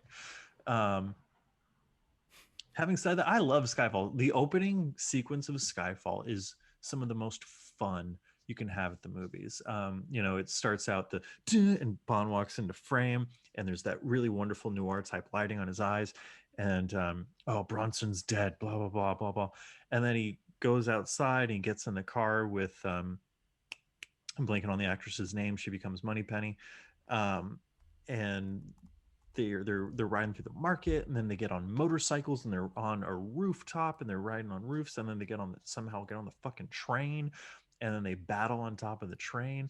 It's wow, what a way to begin that movie. And then Bond gets shot, and when you catch up with him, he's in a third world country with some nameless woman drinking beer and taking pills to nurse his pain, and you're just like, yes. He has a scorpion in his hand, and as he's taking a shot, like it's pure testosterone, just And all of the set pieces, all the action sequences in that movie work so well. Um, Most notably the beautifully lit sequence where he fights the sniper, where all the Mm, light is kind of going off the windows Yeah. and all that stuff. wow. Um, yeah, I love Skyfall. I think it's, it's the perfect, for me, the distillation of everything that you would want out of a James Bond movie. And they make it personal in the sense, in the relationship between him and M, And and right. I really really love that. Yeah. So Yeah. It's fun that they kept M going through the Pierce Brosnan, yeah, Judi Dench as M for the first couple of movies, going kind of all the way like to Skyfall. Yeah, Alfred and Commissioner Gordon from the Burton to the Schumacher sure. Batman Yeah, films. yeah, yeah. Um, but yeah, That weird kind of continuity, which in the James Bond world is not really a thing. Each one is almost right. kind of, at least Its each own. actor Yeah. actor I feel era like is their own kind of thing. continuity, I don't think even became like an issue, and almost it always was to a nerd like me, but I don't think people really, the general audience didn't really think about continuity up until the MCU. 100%. You know, 100%. and now it's like, oh my god, can we have this many Batmans? Can we have to explain why? No, it Right. the explanation is, you But they've like been to doing print it. money and we like to consume it. Like that's They've been doing it for years with James Bond. They've had X amount of James Bonds. They've had X Right. amount of Doctor Who's. Like, the British know what they're doing with their characters. Yeah. yeah. Let's be honest. But Now, they also, they don't get hung up on having to explain everything, and No. they just kind of roll with it and tell a But- good story. but the thing with Hollywood, especially with the James Bond, is like the big thing is who's going to play the next James Bond. I remember that being such a Yes. big thing with Pierce Brosnan, and then, excuse me, Daniel Craig. You know, just like, who's the next one? And then, Daniel Craig comes out of the water in that little tiny little Speedo thing, and it's just like, oof. And I've mentioned this before, that I was never huge with Daniel Craig as James Bond, never. And I went back and rewatched the first two, at least. I haven't gotten to Skyfall yet. Skyfall would be the third one, I would think. Yes. Yeah. Yeah. And I watched those first, and I was like, you know what? I'm kind of on board with him a little bit. There's just something different about him. What I like about my James Bonds is I need him to be charming and handsome and badass. And I always felt like there are points where the Daniel Craig James Bond is just kind of like a sociopath, and is just running around because he has a bit of an edge to him. Yeah. And I feel like I found some of that, especially in the second. Is it the second one or the Oh, Quantum. the Quantum? I think he has that. Quantum's not as good. Casino Royale is really good, but I don't know if this is the thing or not. But Casino Royale, the story is pulled from something else. Is that what the? No, it's what's pulled going from on the with that? books. It's still from the books. So what happened was, is like, it was one of, I don't know exactly what, the whole legal story behind it all, but the rights to Casino Royale had been sold to someone else, while the other James Bond movies were all with the Broccolis and MGM and all that. So when they finally got the rights back, they were able to make Casino Royale, even though it was the first James Bond story. And so that's why there have been a few different iterations of Casino Royale in popular culture. And we even had an American James Bond before we even had Sean Connery. Wow, Yeah. that's so Interesting. fascinating. It's pretty Wow. wild. Like, rights stuff is really fascinating, especially when you get into like Sony and Spider-Man and all that shit. Right. Yeah, all that. Yeah, I got to get back into Daniel Craig stuff personally, because I liked, because the new one's coming out, and the preview for that looks awesome. It looks great. It And looks it's the so first good. American director to do a James Bond movie. Who's doing that one?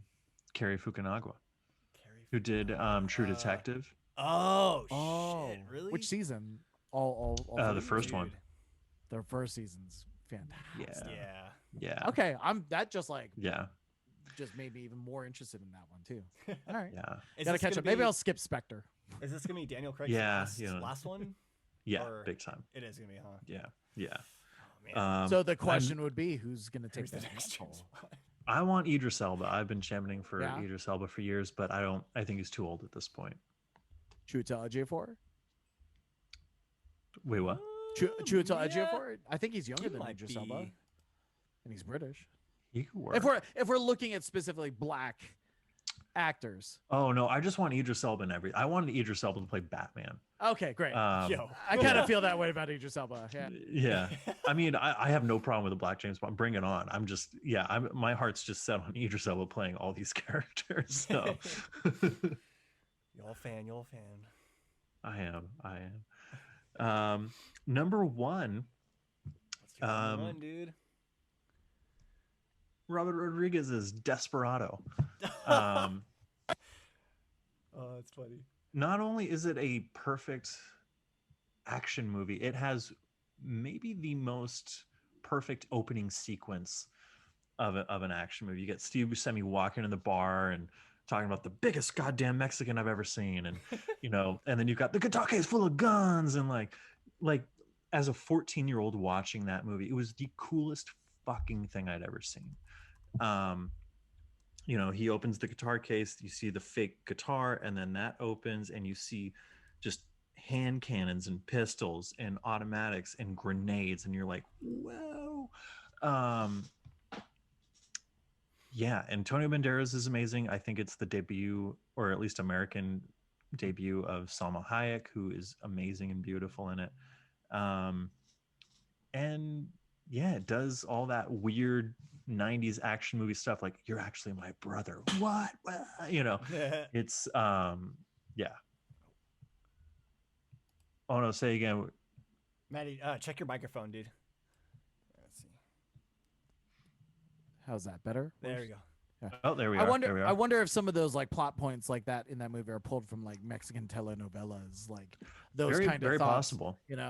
Because like I was trying to remember the bad guy, and he's that kind of scruffy looking, kind of long hair guy, and he almost shows up. He looks like a dirty Danny Tanner from Full House. He looks like a dirty Bob Saget.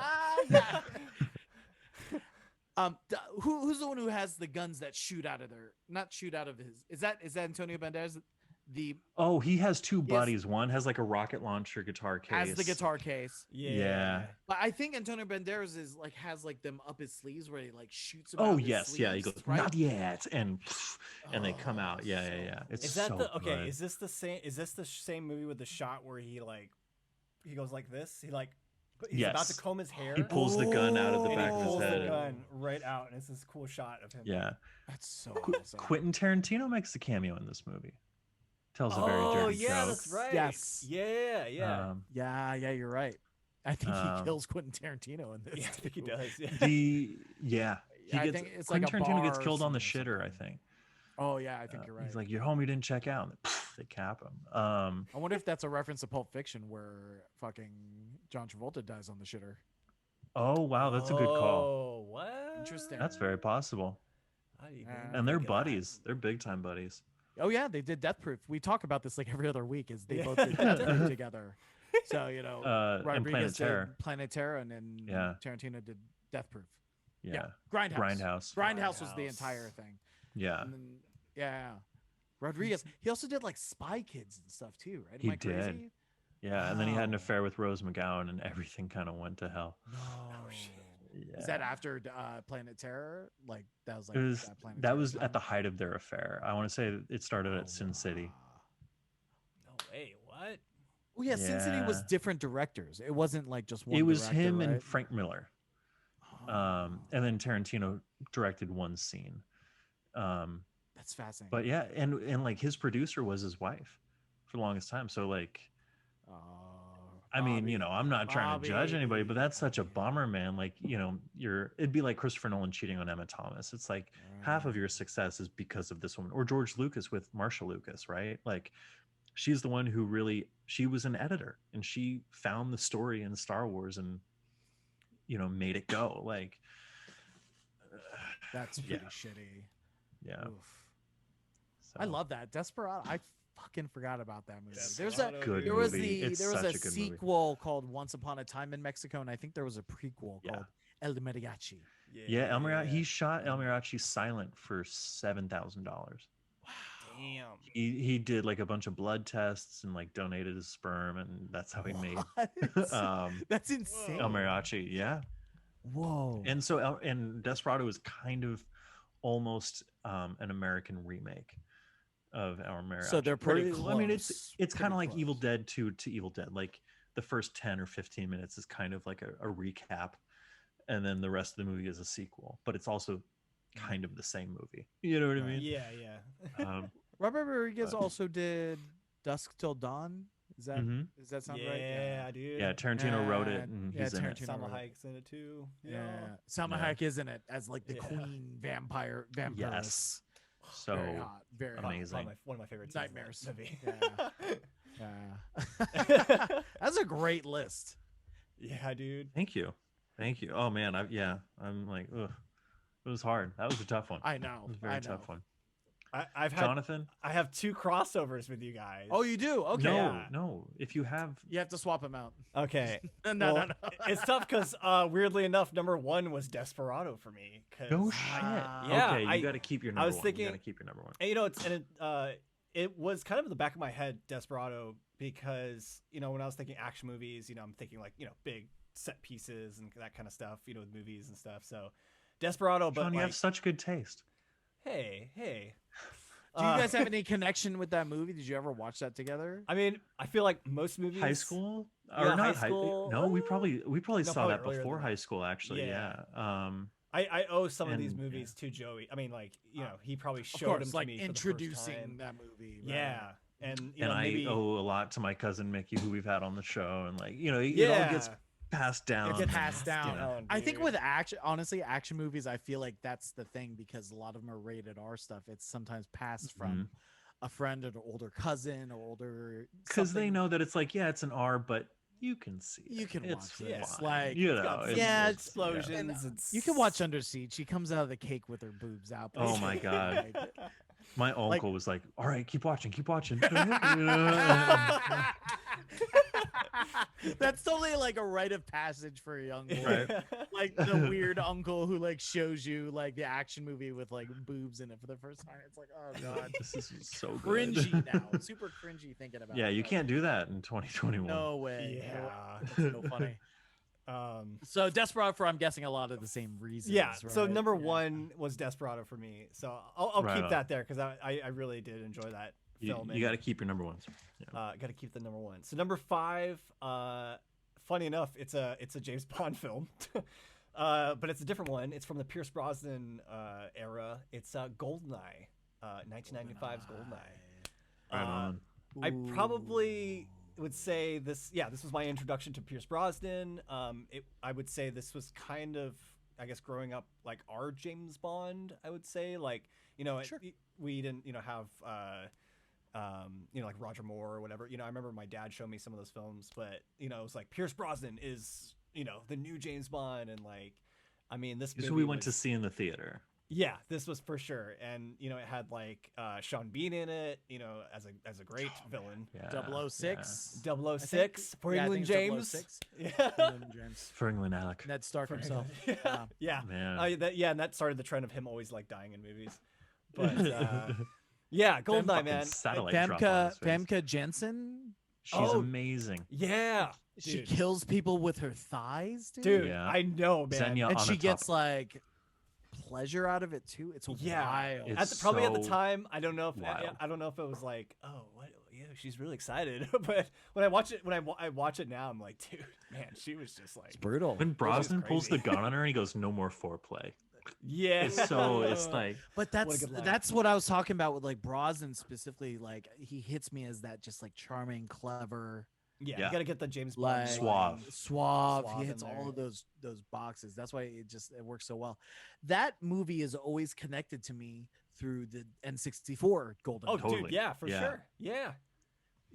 And it's just like obviously getting on the TV with your friends and the 4 controllers and doing Oh, death dude, matches yeah. and Golden Gun, and everyone wanted Odd Job because he was shorter, so he's harder to hit. Like I remember all that stuff, and a lot of that's from Goldeneye.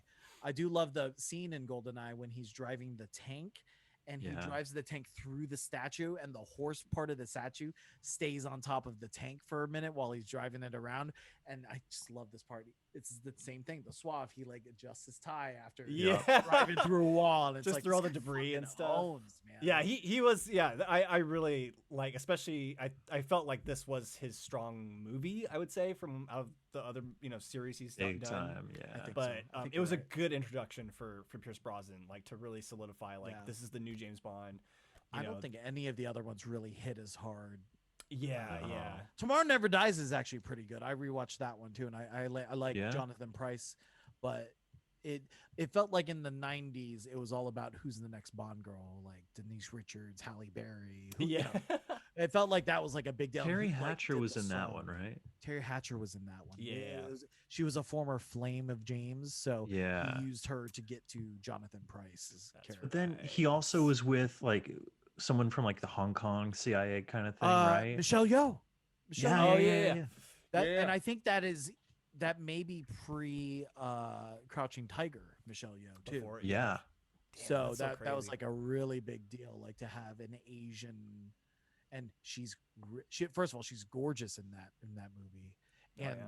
she must have been fresh off of doing some of those like Hong Kong action movies, because she was kicking more ass than Pierce James Brosnan. Bond himself, man. Yeah. Pierce Brosnan does not kick a lot of ass in those No, movies. and he doesn't really have to. He just kind Yeah. of.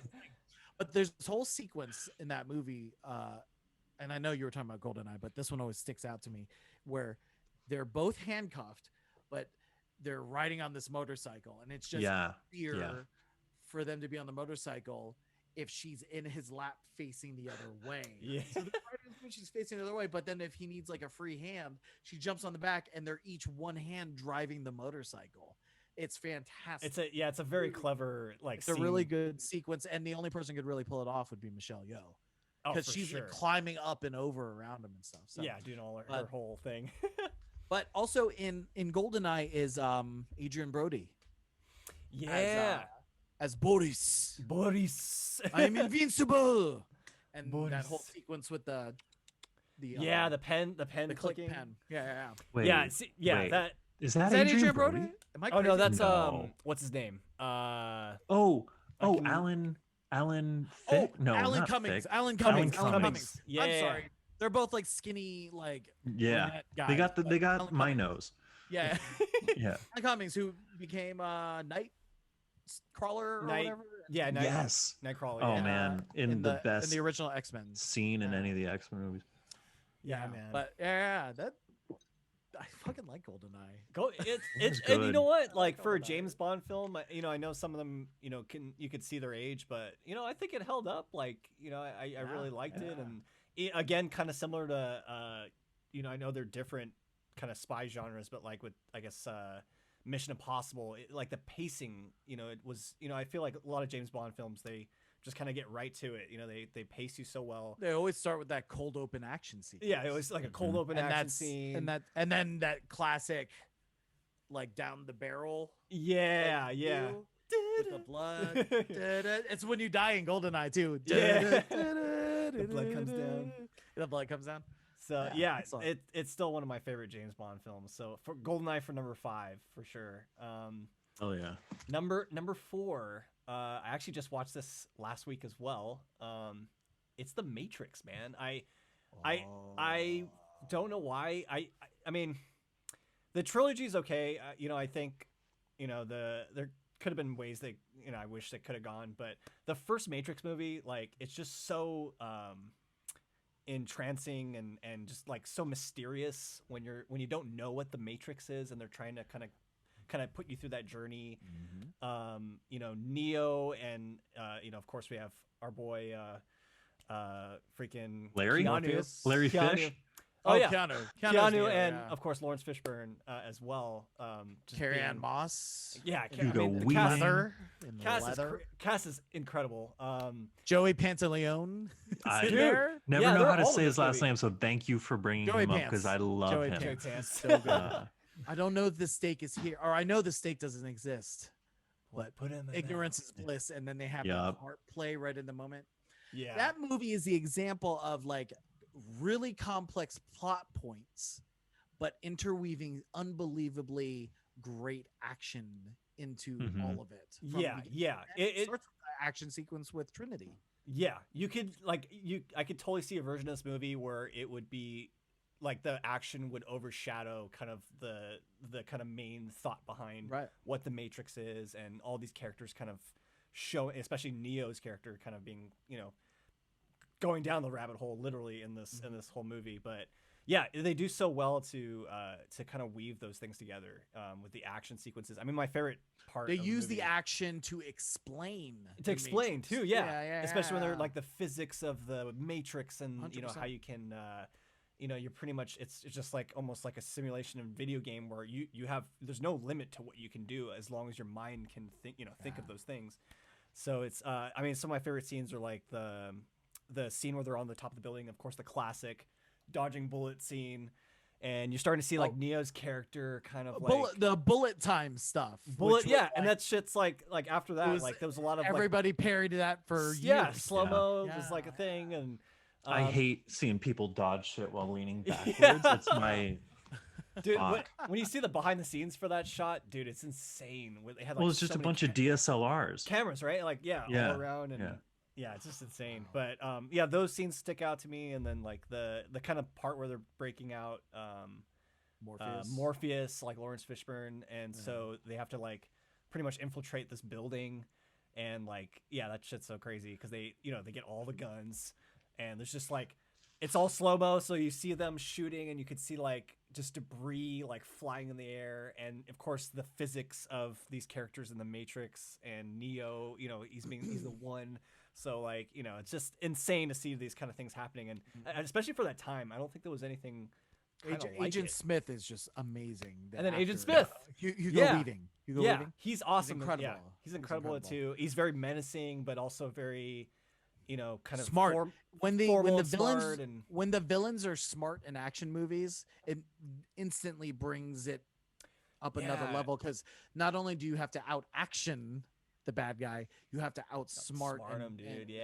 And get a step ahead of him, and in that case, he out actioned him kind of, but like he was also like, actually he didn't even have to outsmart him. He just like beat him because he's the one. I guess. Now when you think about it, he's just like he's starting to believe. He just shoved his hand in there. But I think I know why the rest of the series was not as good, and the rest of the series wasn't as good. 2 and 3 are Revolutions. And Reloaded. Cool moments in Reloaded, but they spent a lot of both of those movies outside the Matrix. I think that is not as fun and convincing as seeing them manipulate this world in the Matrix. Even though I kind of was digging like the mech suit battle in Revolutions, that's kind of cool, but like there was no Keanu in that part. Keanu was blind halfway through the third movie, and he's just flying and shit. So it's like, it is the biggest part. It is the biggest pull, I think. It's like, this is a simulation, so you can pretty much do, if you know what to do and train your body in that way or whatever. That's why the one works the best out of it. And even outside the Matrix stuff, inside the ship, kind of everything they were dealing with in the ship with Joey Pants being a traitor and all that, like they played that perfectly. All that was played out perfectly. It wasn't overdone because all the other action happened back inside the Matrix, where they pulled it off great. I love that sequence of him and Morpheus fighting too. And then the one guy's like, Morpheus and Neo are fighting, and they all rush to the computer to watch fucking green dots. They're reading like the code. Not going by, they're reading the code. But that's absolutely an action movie. But that's that thing of like action, being able to weave action into different genres, sci-fi or comedy, I think just makes so much sense. Even political action thrillers. I think those make a lot of sense too in the action genre. In the genre. That's a good one. I like that one. So we got the Matrix, guys, for number 4.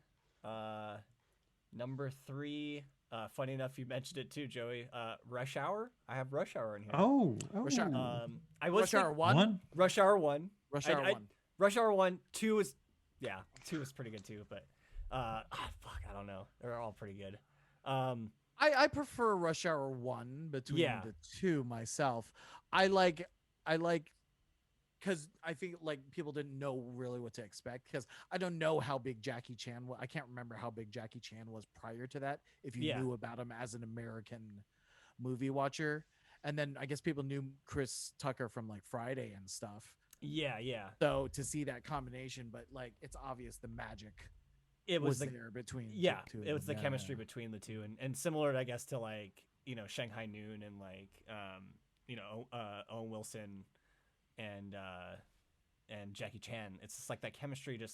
Without those two, like the dynamic duo, it's like I feel like the movie wouldn't be as good, and it shows so much. And what I admire so much about especially Jackie Chan is with his martial arts and stuff, is he finds a way to really add like a character and a story with his movements and with his martial arts. Right. And it's great. Some of it's obviously comedic and humorous, and some of it's like very intense and kind of shows how much he's how much training he has and all that kind of stuff. But they just do so well to like obviously have his skills as a martial artist, and also as now kind of an actor and in a way have kind of giving his humor, injecting his humor into it. And yeah, it's such a like fun story. It's like it's like some how was it like this I forgot who it is, like the ambassador's daughter. Is it like a ambassador, right? Gets kidnapped, and, which is pretty much the plot of Shanghai Noon. Is that yeah, it's pretty. Yeah, I was just thinking about that. Yeah, dude, it's pretty much the plot of Shanghai Noon. There's something about Jackie Chan that if you notice, like when he starts an action sequence, just look around the room, and it's like he's gonna use some object in this room. Mm-hmm. Yes, totally right, man. As a weapon, or he's gonna use it as something.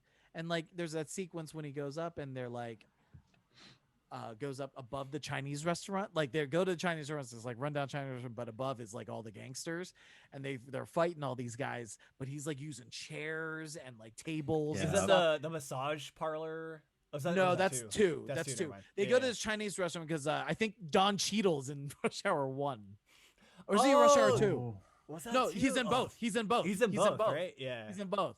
He's like his cousin. He's like Chris Tucker's cousin, but he owns a Chinese restaurant. And I think he gives him some intel about like, these gangsters, like they're here and they use this Chinese restaurant or whatever. So that's how they get there. But yeah, Don Cheadle's in it. So yeah, it's got quite a random cast of characters. But yeah, I still thoroughly enjoy it as an action film, and I think it's from top to bottom, like it's one of those movies I could sit down and just watch it, and it's still funny. It's the still action and the comedy. It's action and comedy. Sense. Action and comedy go together. Yeah, and that's maybe that's the thing. Like I think maybe I've seen a few movies that have that, but it was really like Chris Tucker. I mean, especially this dude who's he's got a lot of he's like a lot of humor and comedy, and like they did so well to really like mesh those together. And maybe it was kind of the first movies I saw where it's like, man, like you can have like comedy and action and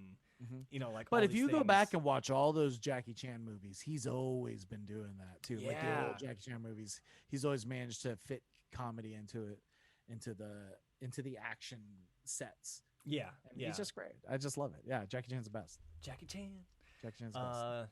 So that's number 3.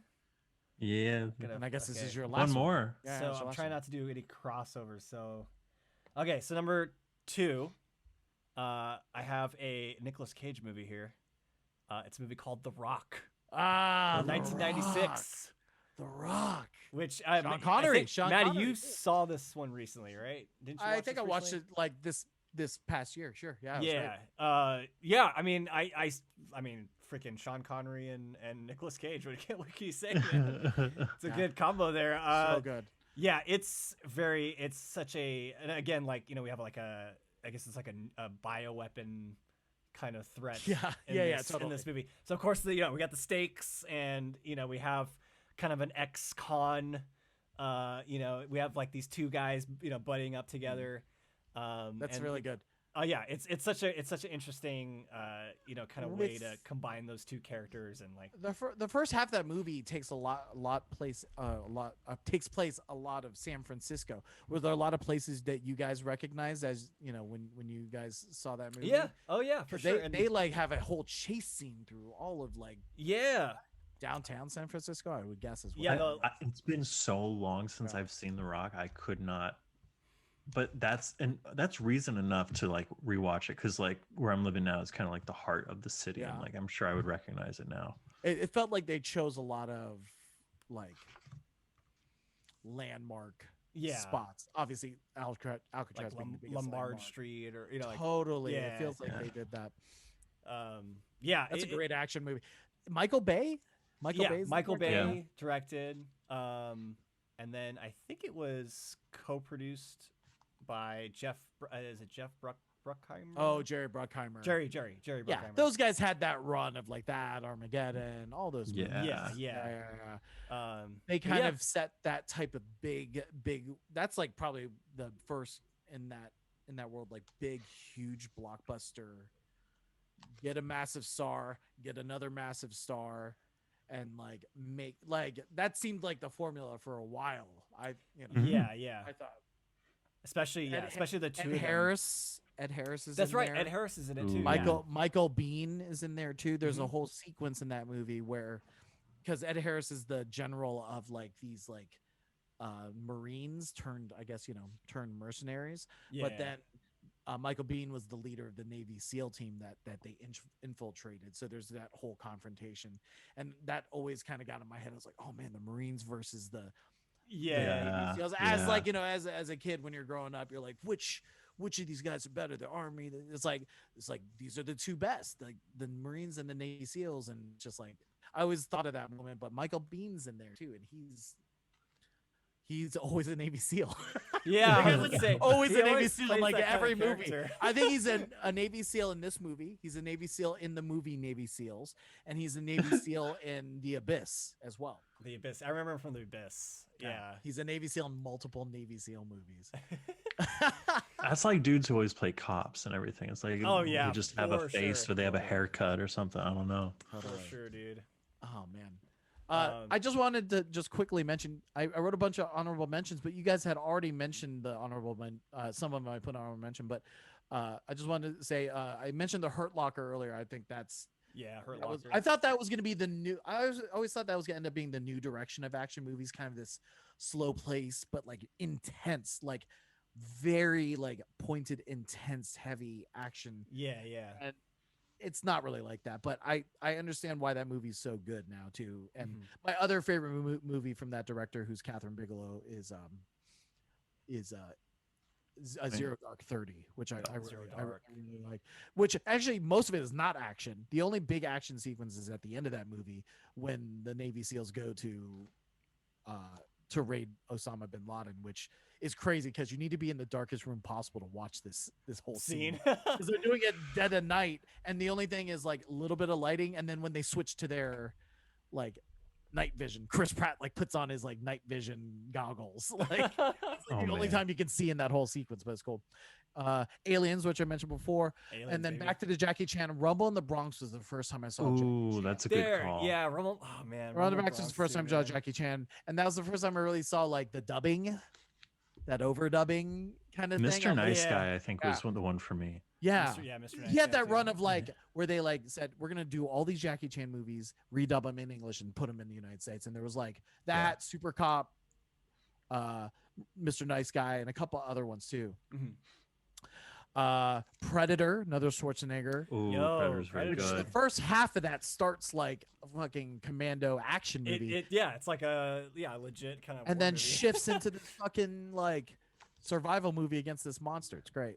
It's wild. Taken. Freaking Liam Neeson. Yeah, dude. The Liam Neeson, that pretty much set Liam Neeson up as like the next action star for the next like 10 years when he did. Dude. It did. And he kicks ass in the movie. The thing about like that movie, I think it's like 90 minutes long. It's a short ass movie. I love that shit. He like flies over. He gets on the phone with the guy. He's like, I'm gonna find you. I'm gonna kill you. Literally, he found him and killed him in like Yeah, half hour. Yeah, finds within him. yeah, within a swear few to God, he days of finds it the. so fast. Yeah. The other big war one, once again, I didn't want to put many war ones. I know Starship Troopers is kind of war one. The other war one I thought of that I think of more as an action movie is Black Hawk Down. Oh, Black Hawk Down. I don't bro, see it yeah. as the traditional war movie like how like Saving Private Ryan is. Yeah. Black Hawk Down has just like action elements, and it just has so many young stars in it that you can't really ignore that movie. From freaking obviously Josh Hartnett, Yeah. and Orlando Bloom is in it for a second. Ewan Oh, McGregor,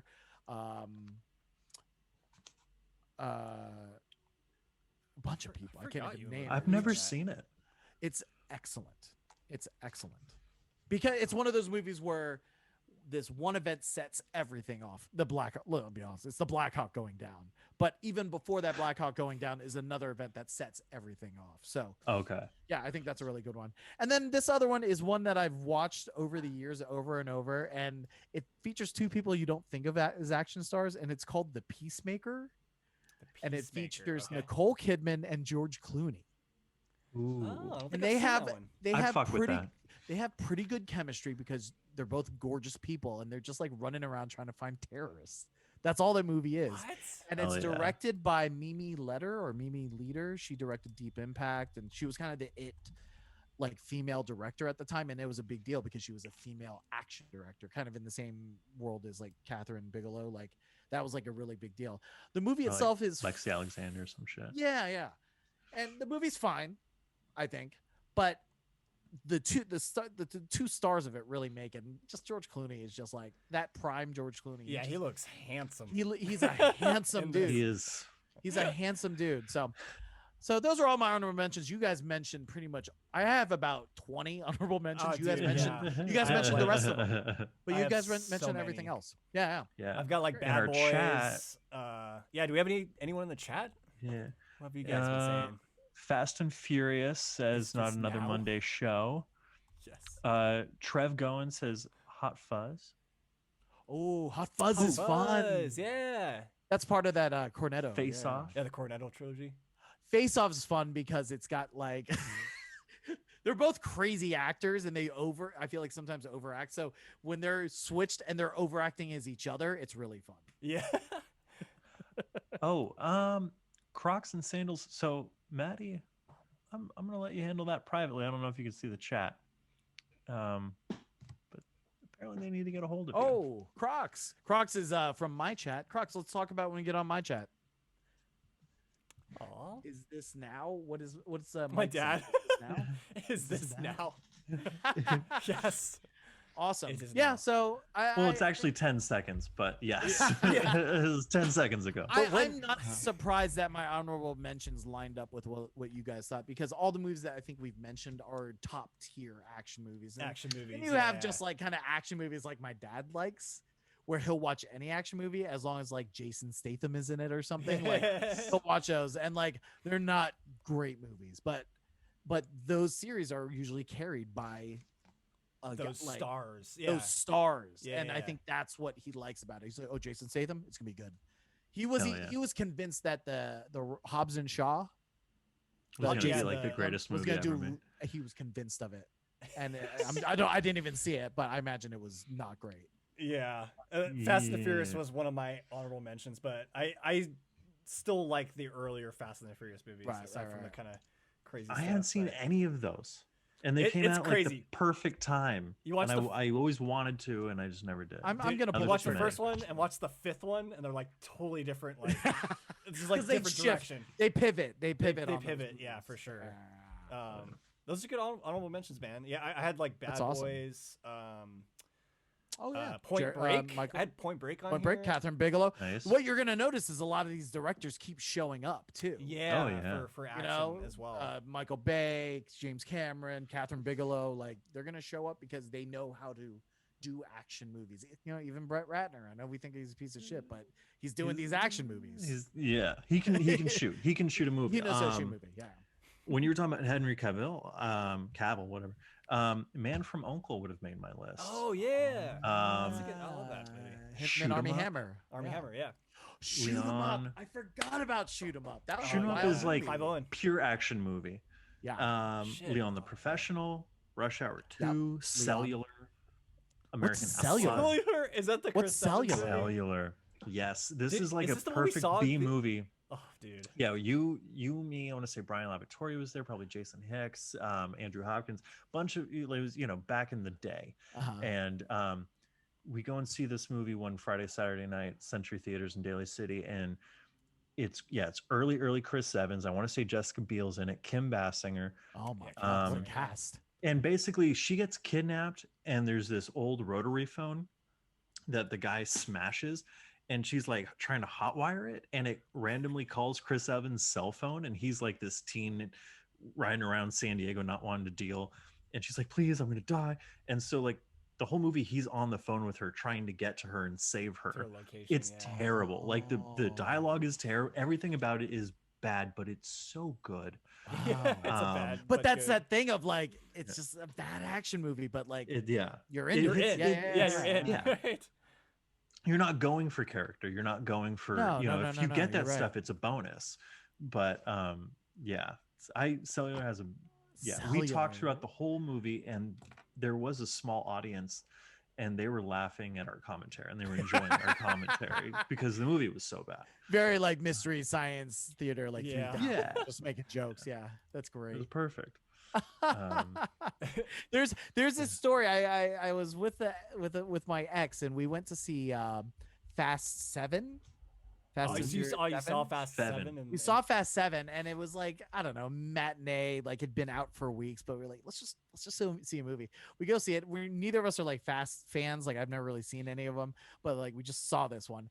And there's a scene where Michelle Rodriguez from Lost and all those shows comes back, and she's talking to Vin Diesel, but she's like trying to convince him like she's on his side. Like she's not with the feds, or whatever kind of thing. And she's like, I would never do that to you, right?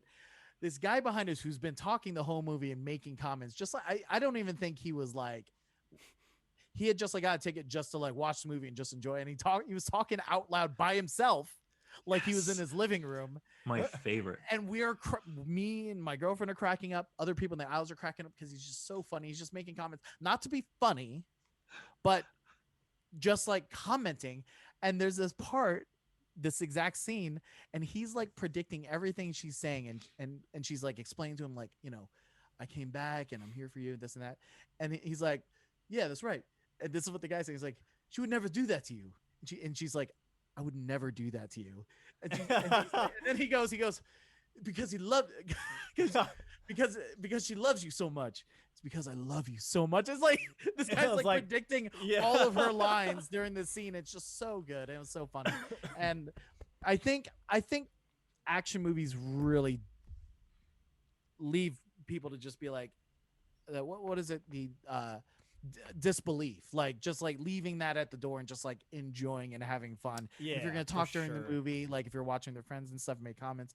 This is the exact genre for this. Yeah. Now, Yeah. when you look at a Mad Max or something, there's something that's above and beyond, and that's to another level of like auteur. And you sit there and you watch the movie and you're engaged. And there are other ones Yeah. too. I think Die Hard does that exact same thing too, where you're engaged. By the way, I feel bad for not putting my Die Hard in there, but it's just one of those movies I didn't really grow up with.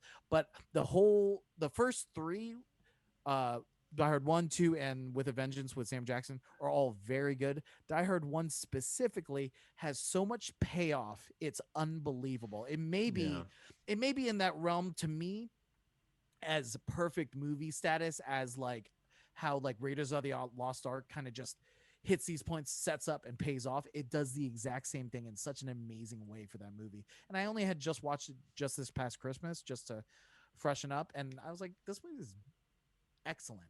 There's a great moment where Alan Rickman he just decides to go find him himself or whatever, and he runs into Bruce Willis. Alan Rickman's Hans Gruber, the bad guy, but he doesn't have his gun or whatever, or he can't pull his gun on Bruce Willis, so he pretends to be a person who's stuck in the building. Yeah. And he cleverly uses just like a sign somewhere and just uses his name Bill Clay. He's like Bill Clay, and he switches from his whatever accent to an American straight accent. It's very impressive how he just kind of switches over. Smart, dude. It's very The smart, and smarts. it plays. And the whole sequence where he finally gets his gun back from Bruce Willis and tries to shoot him, but Bruce Willis fucking already knew, and he took the clip out, or the bullet out of the clip, and it was just like, that's the Biff from Back to the Future 2. That's how I feel. Like, bulletproof vest. Yeah. Bulletproof vest. What?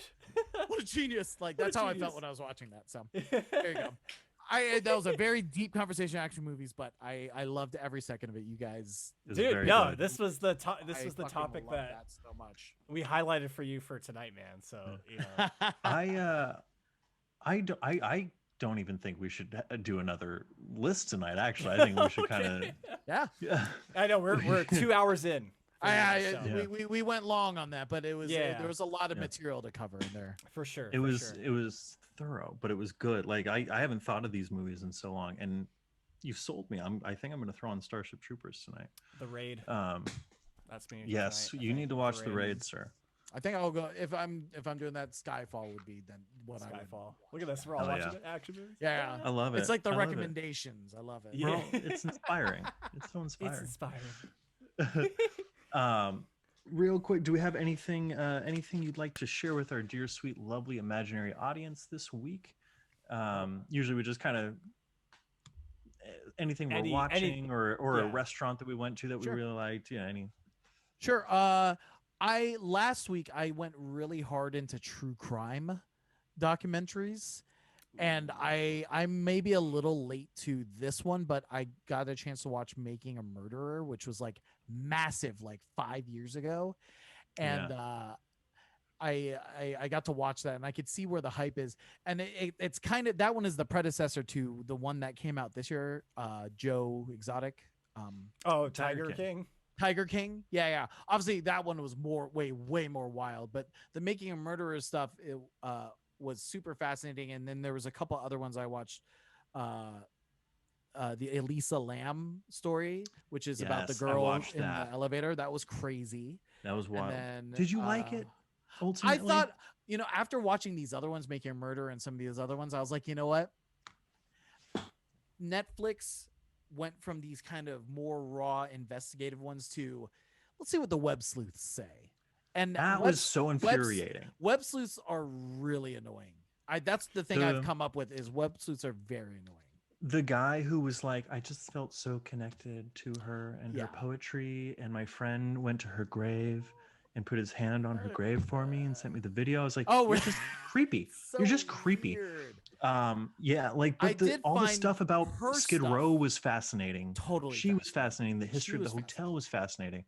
But there's that like third episode where they spend it entirely on conspiracy theories, and it was like, I didn't love that.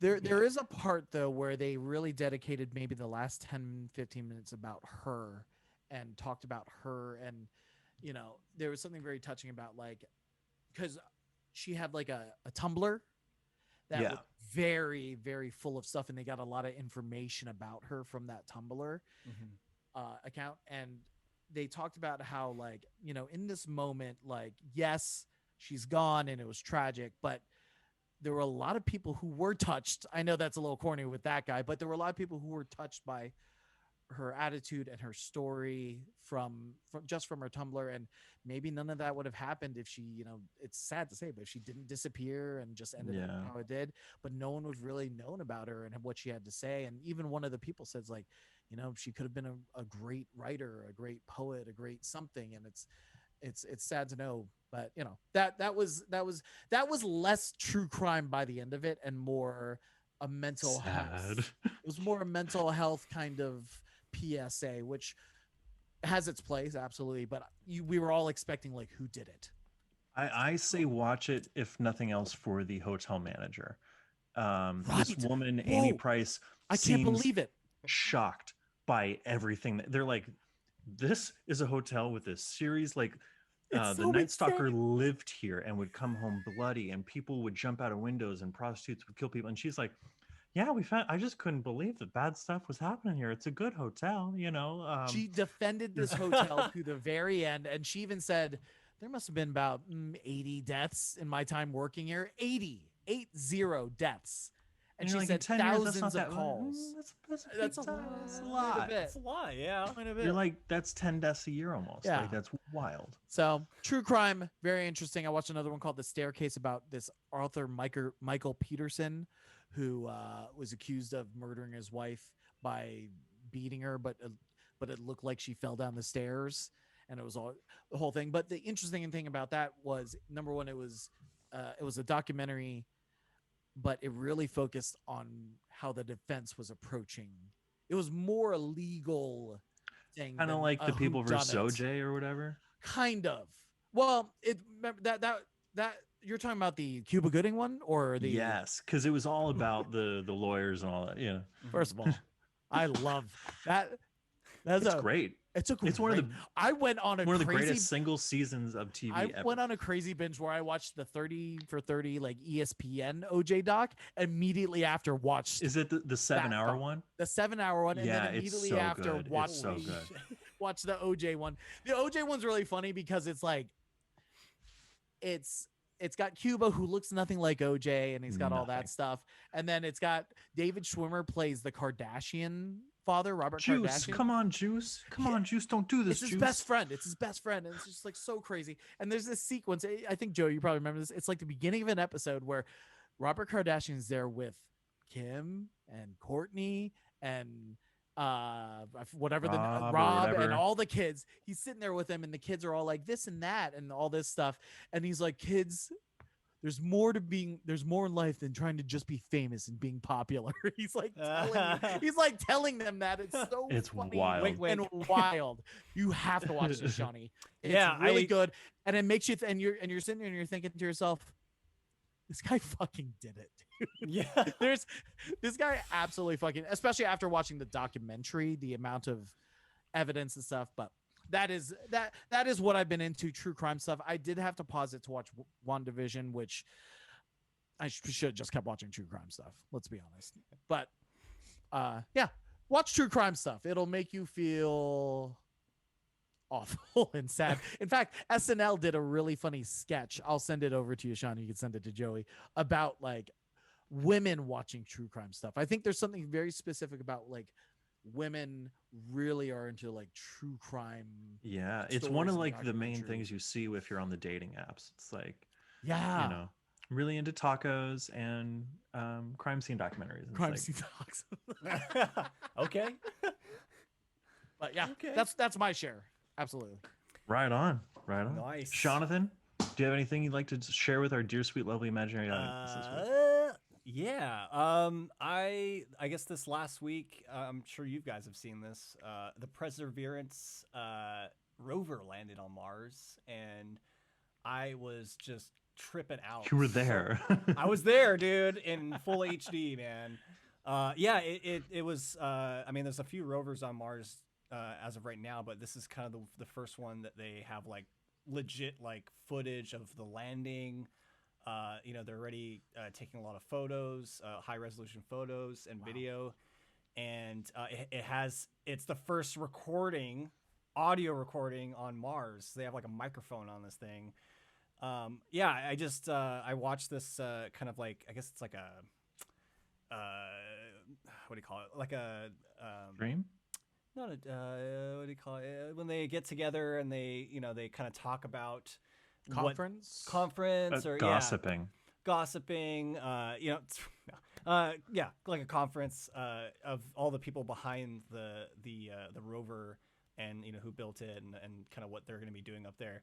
But man, I clicked this YouTube link the other day and it was just like video of Mars. It was like tripping me out, and it's to the point where I had to pull my roommates in and be like, yo, you got to see this. Like, this is so crazy. We have like footage of like legit footage of Mars that they're so like hills and sand and dirt and that's the same thing. Yeah. Rocks. To the human eye. I told Sean it looked like you were headed to Vegas from LA is what it kind of looks like. To the human eye, it's probably something that doesn't look that crazy. But to the Martian eye?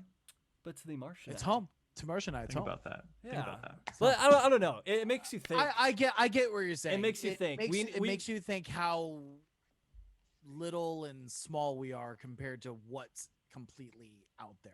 Oh yeah, Is man. that kind of your what kind I mean, of hitting you? we Yeah. haven't sent like a human being to Mars yet, but it felt like when I was watching and seeing some of those images, it just felt like, man, like we weren't there to see like the moon landing, and like like it just felt so like I don't know, just Historic. yeah, especially after this COVID and just all this stuff, and and just thinking like a group of people came together and like built the technology for this, and they've thought about all this stuff, and they fucking did it, man. In a few months, they sent this rover up there. It successfully landed on Mars with like a camera showing you how it landed and like what what Mars looks like from the top of the atmosphere, and like it just blows my mind. And Man, that really like hit you. I didn't realize it like I've never been so fascinated by something. Yeah. No, I get But it. like, I get it's it. not the first one. Like, It's I not get the first sound recording, but It's not the like, first one, but I don't know, man. I haven't seen like Maybe because this really one was high so res. publicized. Is that maybe why it just Yeah. something you heard about? I haven't seen like very good photos of Mars. Right. And it's just and I guess the funny thing is like it's rocks and whatever, and they're obviously releasing all this footage and pictures to the public. They're obviously scientists or whoever are gonna analyze them and whatnot. But it's crazy to think like, yeah, this is like on another planet that we've never been to. Like a human being's never stepped on. When you put that emphasis on it, the way you're saying it, it is kind of starting to blow my mind. It's kind of now. crazy, right? You are kind of digging into my brain about how like Yeah. I'm here like, Yeah. But I get that side of it too, because it's like yeah. there's a lot of stuff happening here that we should also like be like focused on too, and it's just let's like explore the you know? ocean. I mean, Yeah. I don't want to. That's terrifying. yeah. no, but send you know someone what I else. mean? Like, No. There's another Send story with the ocean that I read today, but I'll send that to you guys. Send someone else to do it, but send me the Yahoo News link later. Yeah, Honestly. yeah. That's how I feel about most of that stuff. But Yeah, it's for me like I don't really follow. That's I know they've had rovers up there, but like I don't know. I was just sitting down. I was like, dude, this is fucking crazy, man. Like I can't believe like people did this, and we're all kind of like we do music and podcasting or whatever. We have our specific skill sets and things we do in our daily lives, and it's just like, man, I can't believe these people just fucking put this thing on Mars, man.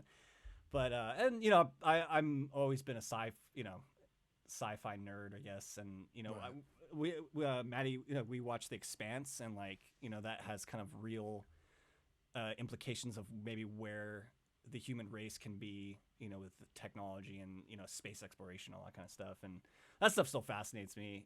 I don't know if in our lifetime if we'll see stuff like that, but it just makes you think like, man, I feel like there'll be some interesting stuff that they can find, and I don't know, man. There's a lot of stuff out there, and you're right. We're still trying to figure out our planet. Obviously our planet, and this ocean obviously is like I always a think huge of mystery. Jodie Foster's like last line from the movie Contact, the Robert Zemeckis movie Contact, where she's like talking to the kids. Yeah, And, yeah. It's like after all the shit has happened, and she's just showing the kids the satellite array and everything, and she just says, "If we're the only ones here, there's an awful lot of space out there. It'd be a terrible waste." So I'm in the idea that maybe there's something going on out there, but it's our technology is so far behind to be able to like figure that out right now in our lifetime. I think. Yeah, for sure. If we're just getting to Mars now, Yeah, I don't know. I think in our lifetime there's gonna be. You think? All right. I think we'll land someone on Mars. I think so. You will land on Mars, Shawnee. I will That's land right. on Mars. You I will will- become You the will- next space explorer. I don't think there's anyone who wants it more in this It sounds- moment. It does sound like it. Yeah, I don't know, guys. I never get excited for stuff like that, and there's probably all sorts of other stuff we should be. This worrying is the about, most but- excited I've ever seen you. Like, I don't this know, is man. I will blowing send you my- the video. this I'll is send you blowing my footage. mind. I like. See, and no, I don't think it's cool. No, I do please think it's don't. cool. Like, I think it's cool. I've seen it. you gotta look past it's just a bit of rocks. I think that's what you I'm gotta just fucking look with past you. that. Yeah, I you know. gotta look past I know. that. Cause fuck, man, we sent a camera like that to Mars. Like, ugh, What? Yeah, it's like the fourth camera, but I see And we're what getting you're like saying. audio, like streamed audio back. You know, of course, it's delayed over so many days, It's probably or a hours. it's an iPhone with the voice memo app. Yeah, and it's crazy because it's legit. The audio sample is legit, like rumblings, and you hear like a little wind, but you're like, but then people are like, "Yo, dude, there's fucking wind on Mars!" Like, oh my god, like I don't know, dude. I don't know. I just got. Yeah, planetary stuff. Oh yeah, I don't know. I totally get where I totally get where you're coming from. I'm more Joey. concerned Like, about the human condition. I do, Sean. but I mean, I don't know, man. We might destroy this planet before we even. Oh, we're absolutely get gonna. there, No, so- the Yeah. planet will shake us off like a bad case. of Fortunately, the we're fleas. the three of us could be George long Carlin. gone by the time. Yeah. That happens. So Yeah. We'll be we we'll won't, be way we up, won't we'll have be to. on Mars. Yeah, we'll be we Martians. won't have to see any of that business. So. Anyways, off the Mars attack stuff. Joey, what do you have Mars to share attacks. this week? um, let's see. I watched a very good video. I've talked about this YouTuber before, High Top Films. This kid is like 21 or 22, but he's making really good content, and he did a video about Batman Forever and called it a dude. misunderstood masterpiece.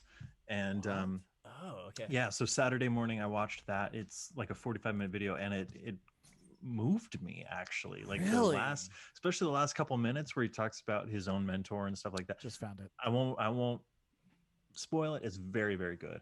And then the other thing I'll quickly mention is in North Beach, there's a very famous bookstore, City Lights.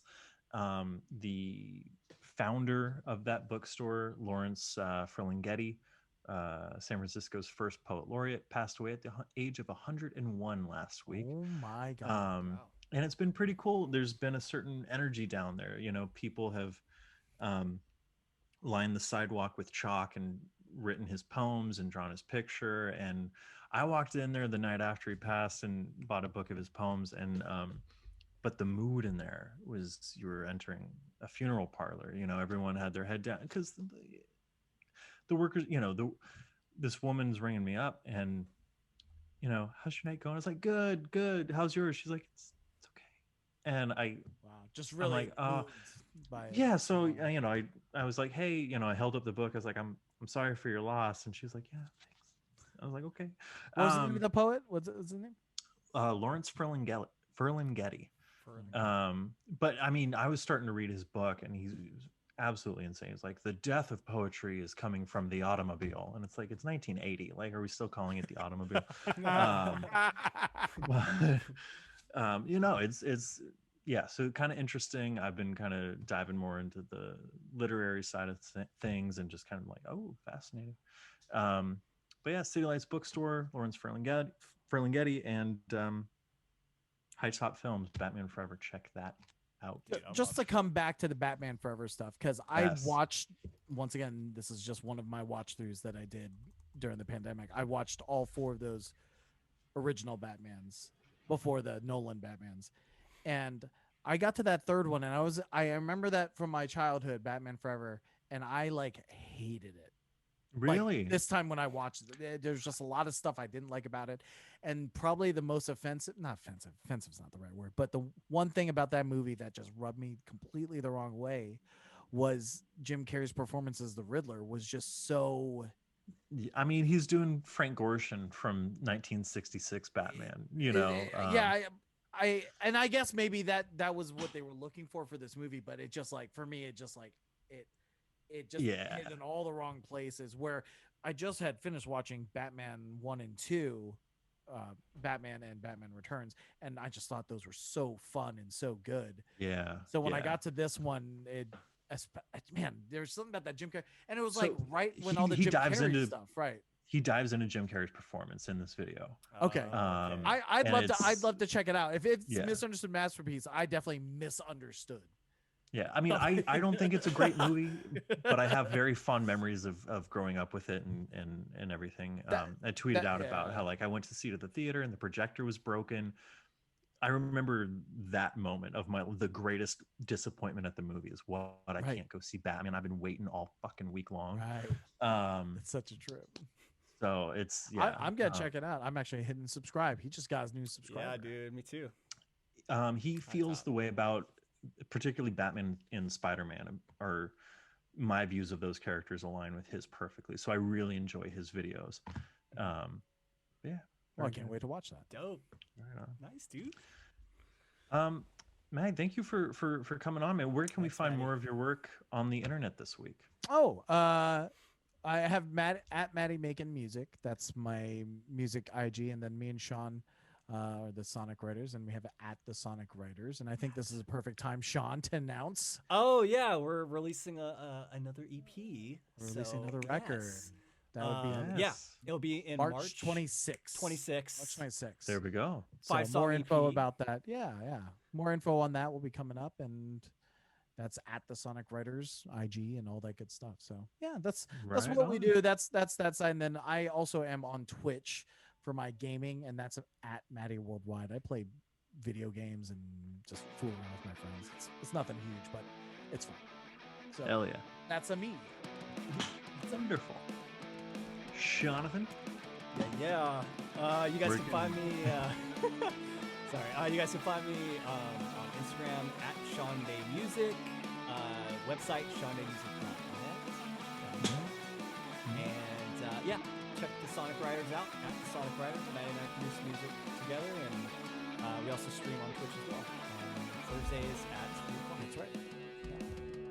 Wonderful. Joey, where can we find you? You On can the check me out internets. on Instagram and Twitter at Joey Parati and on my website, joeyparati.com.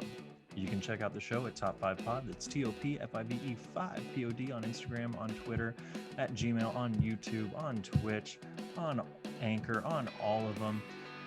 And on Facebook at Top 5 Podcast. We're on Apple Music, Google Play, and SoundCloud. So please give us a like, give us a listen, give us a follow, give us your love, and then we will give you, Jonathan, Just tons of love in return, guys. tons of love in return. There we go. Not going to get creative or anything like that. It's going to be I very know. good. Until next time, I'm Joey Prod. I'm Sean Day. Me? Go I'm for it. Matty. Thanks you Right guys for on. having me. Best podcast. Thank you for coming in the on. world. I think so. Until next, oh yes. Thanks for.